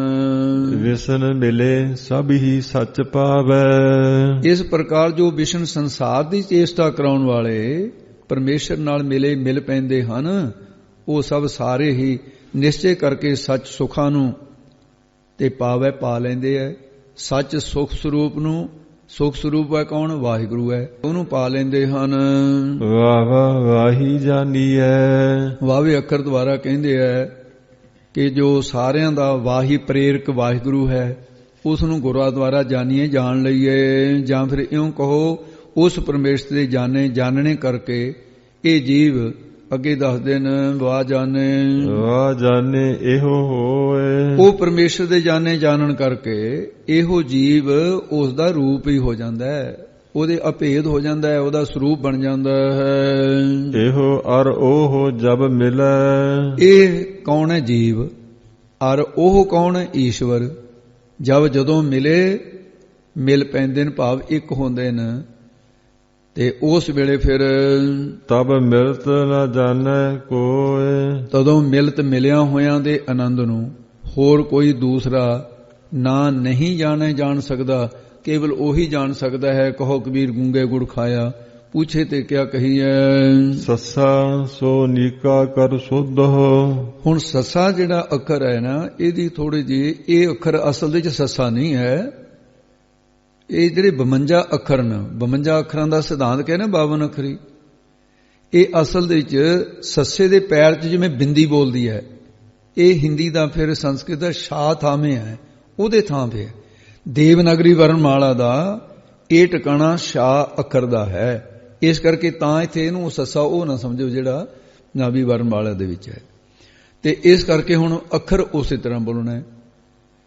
ਤੇ ਸੱਸੇ ਅੱਖਰ ਦੁਆਰਾ ਫਰਮਾਨ ਕੀਤਾ ਹੈ ਕਿ ਜੋ ਨੀਕਾ ਸੁੰਦਰ ਪਰਮੇਸ਼ਰ ਹੈ, ਉਸ ਨੂੰ ਸੋ ਭਲੀ ਪ੍ਰਕਾਰ ਕਰਕੇ ਕਹਿੰਦੇ ਸੋਧੋ, ਇਹ ਖੋਜਣਾ ਕਰੋ, ਯਾਨੀ ਵਿਚਾਰਨਾ ਕਰੋ। ਜੇ ਘਟ ਪਰਚਾ ਕੀ ਬਾਤ ਨਿਰੁੱਧ ਹੋ, ਘਟ ਹਿਰਦੇ ਵਿੱਚ ਪਰਮੇਸ਼ਰ ਦੇ ਪ੍ਰੇਮ ਦੇ ਪਰਚਾ ਪਰਚ ਕੇ ਤੇ ਬਾਤ ਗੱਲ ਨਿਰੋਧੋ, ਰੋਕਣੀ ਕਰੋ, ਧਾਰਨ ਕਰੋ, ਭਾਵ ਉਸ ਗੱਲ ਨੂੰ ਘਟ ਹਿਰਦੇ 'ਚ ਪਰਮੇਸ਼ਰ ਦੇ ਪ੍ਰੇਮ ਦਾ ਪਰਚਾ ਪਾਓ ਤੇ ਅੱਗੇ ਦੱਸਦੇ ਨੇ ਘਟ ਪਰਚਾ ਕੀ ਬਾਤ ਨਿਰੋਧੋ।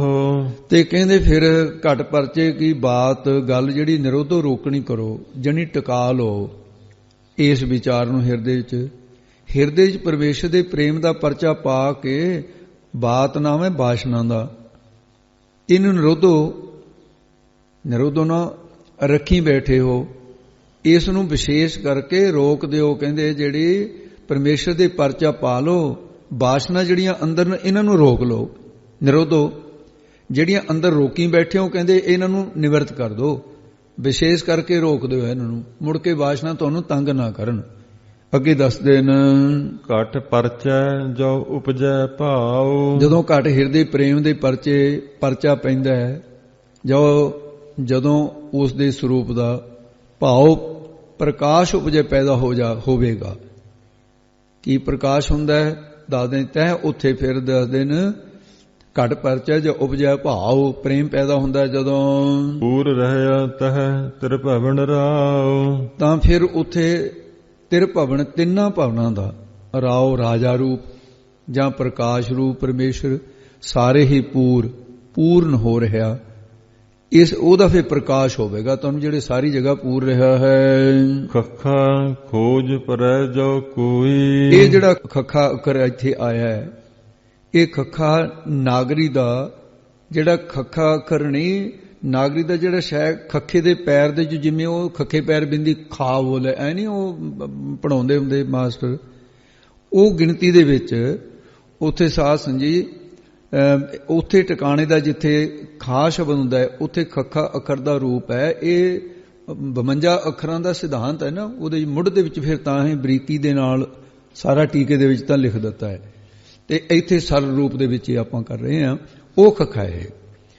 ਖੱਖਾ ਖੋਜ ਪਰੇ ਜੋ ਕੋਈ, ਖੱਕੇ ਦਾ ਕਥਨ ਕੀਤਾ ਹੈ, ਜੋ ਕੋਈ ਗੁਰਾਂ ਦੁਆਰਾ ਪਰਮੇਸ਼ਰ ਦੀ ਖੋਜ ਭਾਲ ਕਰੇ, ਇਹ ਖੋਜ ਵਿੱਚ ਪੈ ਜਾਵੇ। ਜੇ ਕੋਈ ਜਗਿਆਸੂ ਜੋ ਖੋਜੈ ਸੋ ਵਾਹੁਰ ਨਾ ਹੋਈ, ਜਿਹੜਾ ਉਸ ਪਰਮੇਸ਼ਰ ਨੂੰ ਖੋਜੇ ਲੱਭ ਲੈਂਦਾ ਹੈ, ਉਹ ਉਲਟ ਕੇ ਉਹਦਾ ਰੂਪ ਹੀ ਹੋ ਜਾਂਦਾ ਹੈ, ਮੁੜ ਕੇ ਵੱਖਰਾ ਨਹੀਂ ਹੁੰਦਾ, ਫਿਰ ਉਹਦਾ ਸਰੂਪ ਬਣ ਜਾਂਦਾ ਹੈ। ਖੋਜ ਬੂਝ ਜੋ ਕਰੈ ਵਿਚਾਰਾ, ਪਰਮੇਸ਼ਰ ਦੀ ਭਗਤੀ ਸਹਿਤ ਗਿਆਨ ਦੇ ਖੋਜ ਰਸਤੇ ਨੂੰ ਗੁਰਾਂ ਦੁਆਰਾ ਬੂਝ ਪੁੱਛ ਕੇ, ਜਦੋਂ ਕੋਈ ਆਪਣੇ ਹਿਰਦੇ ਵਿੱਚ ਵਿਚਾਰ ਕਰੇਗਾ, ਤੋ ਭਵਜਲ ਤਰਤ ਨਾ ਲਾਵੈ ਬਾਰਾ। ਉਦੋਂ ਫਿਰ ਸੰਸਾਰ ਤੋਂ, ਭਵਜਲ ਸੰਸਾਰ ਦਾ ਨਾਮ ਹੈ, ਸੰਸਾਰ ਸਮੁੰਦਰ ਤਰਤ ਤਰਦਿਆਂ ਹੋਇਆਂ 12 ਦੇਰ ਨਹੀਂ ਲੱਗੇਗੀ, ਨਾ ਲਾਵੇ ਬਾਰਾ, ਦੇਰ ਨਹੀਂ ਲੱਗੇਗੀ। ਸੱਸਾ ਸੋ ਸਹਿ ਸੀਜ ਸਵਾਰੈ। ਤੇ ਹੁਣ ਸੱਸਾ ਜਿਹੜਾ ਤੀਸਰੀ ਵਾਰ ਇਹ ਜਿਹੜਾ ਇੱਥੇ ਉੱਪਰ ਆਇਆ ਸੀ ਸੱਸਾ, ਹੁਣ ਫੇਰ ਸੱਸਾ ਆਇਆ। ਇਹ ਅੱਖਰ ਸੱਸਾ ਹੀ ਹੈ, ਇਹ ਅਸਲੀ ਸੱਸਾ ਉਹੀ ਹੈ ਜਿਹੜਾ ਗੁਰਮੁਖੀ ਦੇ ਚੌਥੇ ਥਾਂ ਤੇ ਆਵਾਜ਼ ਰੱਖਦਾ ਹੈ। ਨਾਗਰੀ ਲਿਪੀ ਵਿੱਚ ਇਸ ਦਾ ਟਿਕਾਣਾ ਸਾ ਦੇ ਪਿੱਛੋਂ ਹੀ ਹੈ। ਇਸ ਕਰਕੇ ਸਾਧ ਸੰਜੀ ਇਹ ਕਥਨ ਕੀਤਾ, ਤੇ ਸੱਸਾ ਸੋ ਸਹਿ ਸੇਜ ਸਵਾਰੈ। ਸੱਸਾ ਅੱਖਰ ਦੁਆਰਾ, ਇਹ ਸੱਸੇ ਅੱਖਰ ਦੁਆਰਾ ਕੀ ਕਥਨ ਕੀਤਾ ਹੈ, ਤੇ ਕਥਨ ਕਰਦੇ ਨੇ ਕਿ ਸੋ ਉਹ ਸਹਿਪਤੀ ਪਰਮਾਤਮਾ ਦੀ ਪ੍ਰਾਪਤੀ ਲਈ ਜੀਵ ਨੂੰ ਚਾਹੀਦਾ, ਕੀ ਕਰਨਾ ਚਾਹੀਦਾ ਕਿ ਅੰਤਹਿਕਰਨ ਰੂਪੀ ਜਿਹੜੀ ਸੇਜ ਹੈ ਇਹਨੂੰ ਸਵਾਰੈ, ਸ਼ਰਧਾ ਦੇ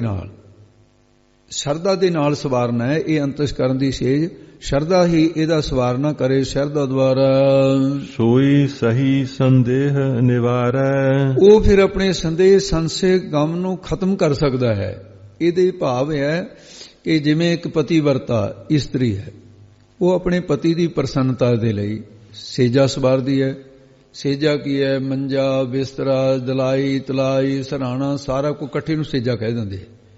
ਜਿਵੇਂ ਪਤੀ ਪਤਨੀ ਦੋਨਾਂ ਨੂੰ ਕੱਲੇ ਕੱਲੇ ਕਹਾਂਗੇ ਪਤਨੀ, ਇਹ ਪਤੀ, ਜੇ ਦੰਪਤੀ ਕਹਿ ਦਿੱਤਾ ਤਾਂ ਦੋਨੇ ਕਹੇ ਗਏ। ਇਸ ਪ੍ਰਕਾਰ ਦਾ ਸੇਜਾ ਸੌਣ ਸਮਗਰੀ। ਇਧਰ ਪਤੀ ਪਰਮਾਤਮਾ ਦੀ ਪ੍ਰਸੰਨਤਾ ਲਈ ਅੰਤਹਿਕਰਨ ਦੀ ਸੇਜਾ, ਮਨ ਬੁੱਧ ਚਿੱਤ ਹੰਕਾਰ ਇਹ ਪਾਵੇ ਨ ਮੰਜੇ ਦੇ। ਇਹਨਾਂ ਦੀਆਂ ਬਿਰਤੀਆਂ ਬਾਹੀਆਂ ਤੇ ਸੇਰਵੇ ਬਣਾਉਣਾ ਕਰੇ, ਪ੍ਰੇਮ ਰੂਪੀ ਬਾਣ ਪਾ ਕੇ ਬਿਰਤੀ ਨੂੰ ਇਕਾਗਰ ਕਰਨ ਰੂਪ ਇਹਨੂੰ ਬੁਣਤੀ ਕਰੇ, ਫਿਰ ਦੌਣਾ ਪਾ ਕੇ, ਤੇ ਤੁਲਤਾ ਦੀ ਤਲਾਈ, ਸਮਤਾ ਦੀ ਬਿਰਤੀ ਜਿਹੜੀ ਇਹ ਵਿਛਾਈ ਕਰੇ, ਹੰਕਾਰ ਦਾ ਤਿਆਗਣ ਰੂਪ ਸਰਾਣਾ ਲਾਵੇ, ਪੰਜਾਂ ਵਿਸ਼ਿਆਂ ਦਾ ਤਿਆਗ ਰੂਪ ਇਹਦੇ ਤੇ ਫੁੱਲ, ਚਾਰੇ ਮਹਾਵਾਕਾਂ ਨੂੰ ਧਾਰਨ ਕਰਨਾ ਰੂਪ ਸੇਜਬੰਦ। ਭਾਵ ਇਹ ਸੇਜਾ ਵਿੱਚ ਬੀਬੀ ਬਲ ਨਾ ਪਾਵੇ। ਸੇਜਬੰਦ ਇਸ ਕਰਕੇ ਹੁੰਦੇ ਨੇ, ਰੱਸੀਆਂ ਹੁੰਦੀਆਂ ਨੇ ਰੇਸ਼ਮ ਦੀਆਂ ਜਿਹੜੀਆਂ ਸਿਰਾਂ ਤੇ ਕਸਣ ਵਾਸਤੇ ਹੁੰਦੀਆਂ ਨੇ, ਉਹ ਵੀ ਉਹਦੇ 'ਚ ਬਲ ਨਾ ਪਵੇ। ਇਸੇ ਤਰ੍ਹਾਂ ਮਹਾਵਾਕ ਜਿਹੜੇ ਨੇ ਇਹਦੇ 'ਚ ਵੀ ਬਲ ਨਾ ਪੈਣ, ਇਹ ਸੇਜਬੰਦ ਬਣਾਵੇ। ਭਗਤੀ ਰੂਪੀ ਸਿਰੋਪੋਸ ਉੱਪਰ ਵਿਛਾਉਣਾ ਕਰੇ। ਗੁਰੂ ਦੇ ਉਪਦੇਸ਼ ਨੂੰ ਧਾਰਨ ਕਰਨ ਰੂਪ ਪਰਮੇਸ਼ਰ ਦਾ ਗਿਆਨ ਰੂਪੀ ਦੀਵਾ ਬਾਲ ਕੇ ਇਹੋ ਜੀ ਸੇਜਾ ਵਿਛਾਉਣਾ ਕਰੇ। ਕਹਿੰਦੇ ਫਿਰ ਸੋ ਉਹ ਜੀਵ ਸਹੀ ਸਖੀ ਪਤੀਵਰਤਾ ਔਰਤ ਦੀ ਨਿਆਈਆਂ, ਜੰਮਣ ਮਰਨ ਦੇ ਸੰਦੇ ਭਰਮ ਨੂੰ ਸੰਸੇ ਨੂੰ ਨਿਵਾਰੈ, ਮੇਟ ਦਿੰਦੇ ਹੈ। ਅਸਲੀ ਸੰਦੇ ਉਹ ਮਿਟਦਾ ਹੈ, ਉਹੀ ਜੀਵ ਰੂਪੀ ਸਹੀ ਸਖੀ ਹੈ ਤੇ ਇਸ ਦੇ ਜੰਮਣ ਮਰਨ ਦੇ ਸੰਦੇ ਭਰਮ ਸੰਸੇ ਨੂੰ ਮਹਾਰਾਜ ਨਿਵਾਰੈ, ਮੇਟ ਦਿੰਦੇ ਨੇ। ਪਤੀ ਪਰਮਾਤਮਾ ਨਾਲ ਮੇਲ ਹੋ ਗਿਆ, ਅਕਾਲ ਮੂਰਤ ਵਰ ਪਾਇਆ ਬਨਾਸੀ, ਨਾ ਕਦੇ ਮੇਰੇ ਨਾ ਜਾਏ, ਉਹ ਕੰਤ ਦਾ ਮਿਲਾਵਾ ਹੁੰਦਾ ਹੈ। ਅਲਪ ਸੁਖ ਛਾੜ ਪਰਮ ਸੁਖ ਪਾਵਾ, ਸ਼ਬਦ ਸਪਰਸ ਆਦਿਕ ਅਲਪ ਤੁਛ ਮਾਤਰ ਵਿਸ਼ੇ ਸੁਖ, ਇਹਨਾਂ ਸੁਖਾਂ ਨੂੰ ਛੱਡ ਕਰਕੇ ਜਦੋਂ ਜੀਵ ਰੂਪ ਇਸਤਰੀ ਪਰਮ ਸੁਖ ਵੱਡੇ ਆਤਮ ਆਨੰਦ ਦੇ ਤਾਈਂ ਪਾਉਣਾ ਕਰਦੀ ਹੈ, ਤਬ ਇਹ ਤ੍ਰੀ ਉਹ ਕੰਤ ਕਹਾਵਾ। ਤਦੋਂ ਇਹ ਜੀਵ ਰੂਪ ਇਸਤਰੀ ਉਹ ਉਸ ਪਰਮੇਸ਼ਰ ਦਾ ਜਿਹੜਾ ਉਹ ਪਰਮੇਸ਼ਰ ਇਸ ਦਾ ਜਿਹੜਾ ਕੰਤ ਪਤੀ ਕਹਾਵਾ ਕਹਾਉਂਦਾ, ਤਾਂ ਕਹਾਉਂਦਾ ਇਹਦਾ ਪਤੀ। ਸਾਖੀ ਚੇਤਨ ਕੰਤ ਪਤੀ ਹੋਵੇਗਾ, ਅਭਾਸ਼ ਬਿਰਤੀ ਇਸਤਰੀ ਹੋਵੇਗੀ। ਜਦੋਂ ਪਰਮ ਸੁਖ ਪਾਇਆ ਤਦੋਂ ਇਹ ਤ੍ਰੀ ਇਸਤਰੀ ਹੈ ਅਤੇ ਉਹ ਇਸ ਦਾ ਕੰਤ ਪਤੀ ਹੈ। ਇਹ ਸਭ ਕਹਾਵਤ ਹੀ ਰਹਿ ਜਾਗੀ, ਦੋਨੇ ਉਲਟ ਕੇ ਇੱਕੋ ਹੀ ਰੂਪ ਹੋ ਜਾਣਗੇ। ਜੀਵ ਈਸ਼ ਦੀ ਏਕਤਾ ਹੋਗੀ, ਫਿਰ ਹਰ ਜਨ ਦੋਈ ਏਕ ਹੈ, ਬਿਬ ਵਿਚਾਰ ਕੁਛ ਨਾ ਹੈ, ਫਰਕ ਨਹੀਂ ਰਹਿੰਦਾ ਹੈ। ਹੋਤ ਹੋਏ ਨਹੀਂ ਜਾਣਾ, ਹਾਹੇ ਅੱਖਰ ਦੁਆਰਾ ਕਥਨ ਕਰਦੇ ਇਹ ਜੀਵ ਉਸ ਵਿੱਚ ਬਰਮ ਰੂਪ ਹੋਤ ਹੋ ਸਕਦਾ ਸੀ, ਪਰ ਸੰਸਾਰ ਦੇ ਪਦਾਰਥਾਂ ਦੇ ਲਾਲਚਾਂ ਵਿੱਚ ਲੱਗ ਕੇ ਇਸ ਨੇ ਹੋਏ ਹੋਣਾ ਨਹੀਂ ਜਾਣਿਆ ਨਹੀਂ ਹੈ। ਜਬ ਹੀ ਹੋਏ ਤਬ ਹੈ ਮਨ ਮਾਨਾ, ਜਦੋਂ ਇਸ ਦੇ ਅੰਦਰ ਪਰਮੇਸ਼ਰੀ ਸ਼ਰਧਾ ਹੋ ਜਾਵੇ, ਪਰਮੇਸ਼ਰ ਦੇ ਧਿਆਨ ਵਿੱਚ ਜੁੜਿਆ ਹੋਇਆ ਹੋਵੇ, ਤਦੋਂ ਮਨ ਸ਼੍ਰੋਮਣੀ ਗੁਰਾਂ ਦੇ ਮੰਤਰ ਨੂੰ ਮਨ ਕਰਕੇ ਬ੍ਰਹਮ ਰੂਪ ਹੋ ਜਾਂਦਾ ਹੈ। ਤੋ ਸਹੀ ਲਖੈ ਜੋ ਕੋਈ, ਇਹ ਭਾਈ ਇਹ ਜੀਵ ਹੈ ਤੋ ਤਾਂ ਸਹੀ ਨਿਸ਼ਚੈ ਕਰਕੇ ਉਸ ਬ੍ਰਹਮ ਦਾ ਰੂਪ ਹੀ ਹੈ।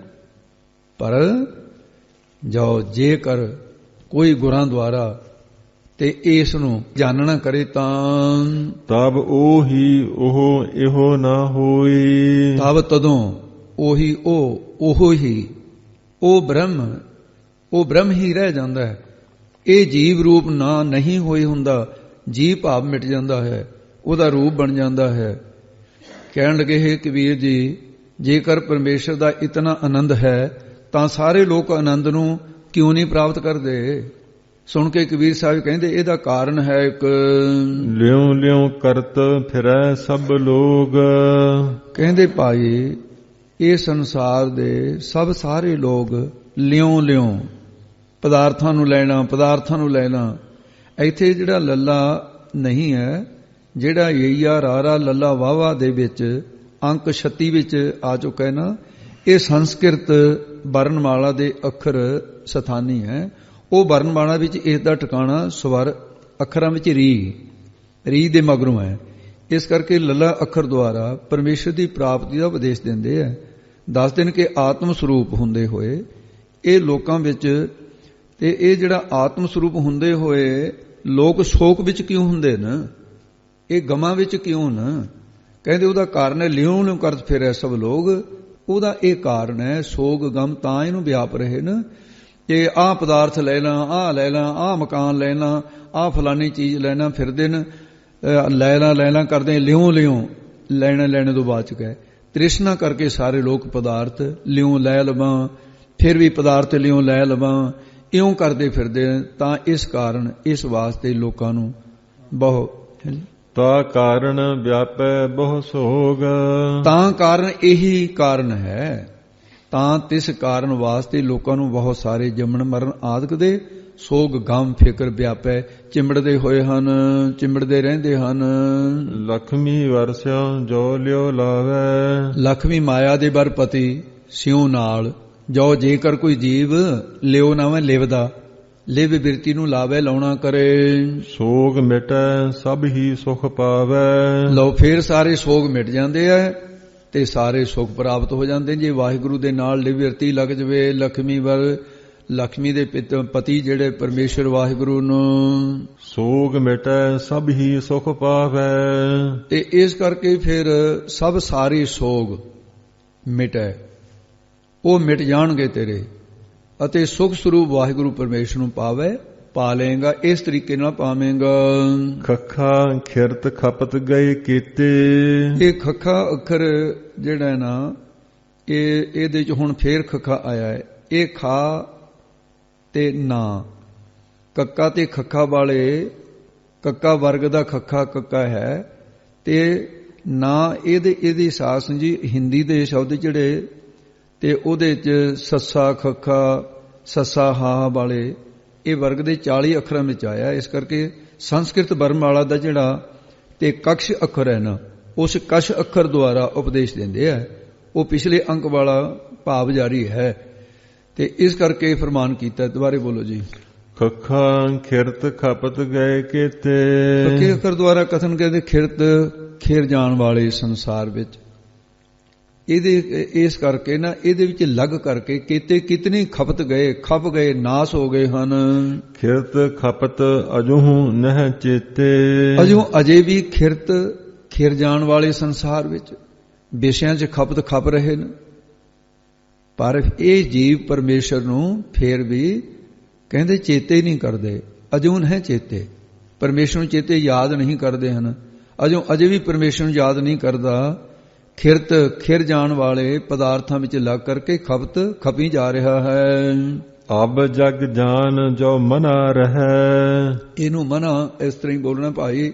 ਅਬ ਹੁਣ ਇਸ ਕਾਲ ਵਿੱਚ ਗੁਰੂ ਸਾਹਿਬ ਦੇ ਉਪਦੇਸ਼ ਦੁਆਰਾ ਜਗ ਜਗਤ ਨੂੰ ਮਿਥਿਆ ਜਾਣ ਕਰਕੇ ਜੋ ਜੇ ਕੋਈ ਇਸ ਦੀ ਬਾਸ਼ਨਾ ਵੱਲੋਂ ਮਨਾ ਹਟਾ ਕਰਕੇ ਰਹਿਣਾ ਕਰੇ। ਜਹ ਕਾ ਵਿਛਰਾ ਤਹ ਥਿਰ ਲਹੈ। ਜਦੋਂ ਜਹ ਜਿਸ ਪਰਮੇਸ਼ਰ ਦਾ ਇਹਦੇ ਚ ਵਿਛੜਿਆ ਹੋਇਆ, ਜਿਸ ਪਰਮੇਸ਼ਰ ਤੋਂ ਜਿੱਥੋਂ ਪਰਮੇਸ਼ਰ ਦਾ ਵਿਛੋੜਾ ਪਿਆ ਹੋਇਆ ਹੈ, ਭਾਵ ਬਾਸ਼ਨਾ ਦਾ ਬੱਧਾ ਹੋਇਆ ਆਵਾਗਮਨੇ ਪਿਆ ਸੀ, ਤੇ ਗੁਰਾਂ ਦੇ ਉਪਦੇਸ਼ ਦੁਆਰਾ ਤਾਂ ਉਸੇ ਸਰੂਪ ਵਿੱਚ ਫਿਰ ਸਥਿਤੀ ਲਹਿ ਪ੍ਰਾਪਤ ਕਰ ਲੈਂਦਾ। 52 ਅੱਖਰ ਜੋਰੇ ਆਨ।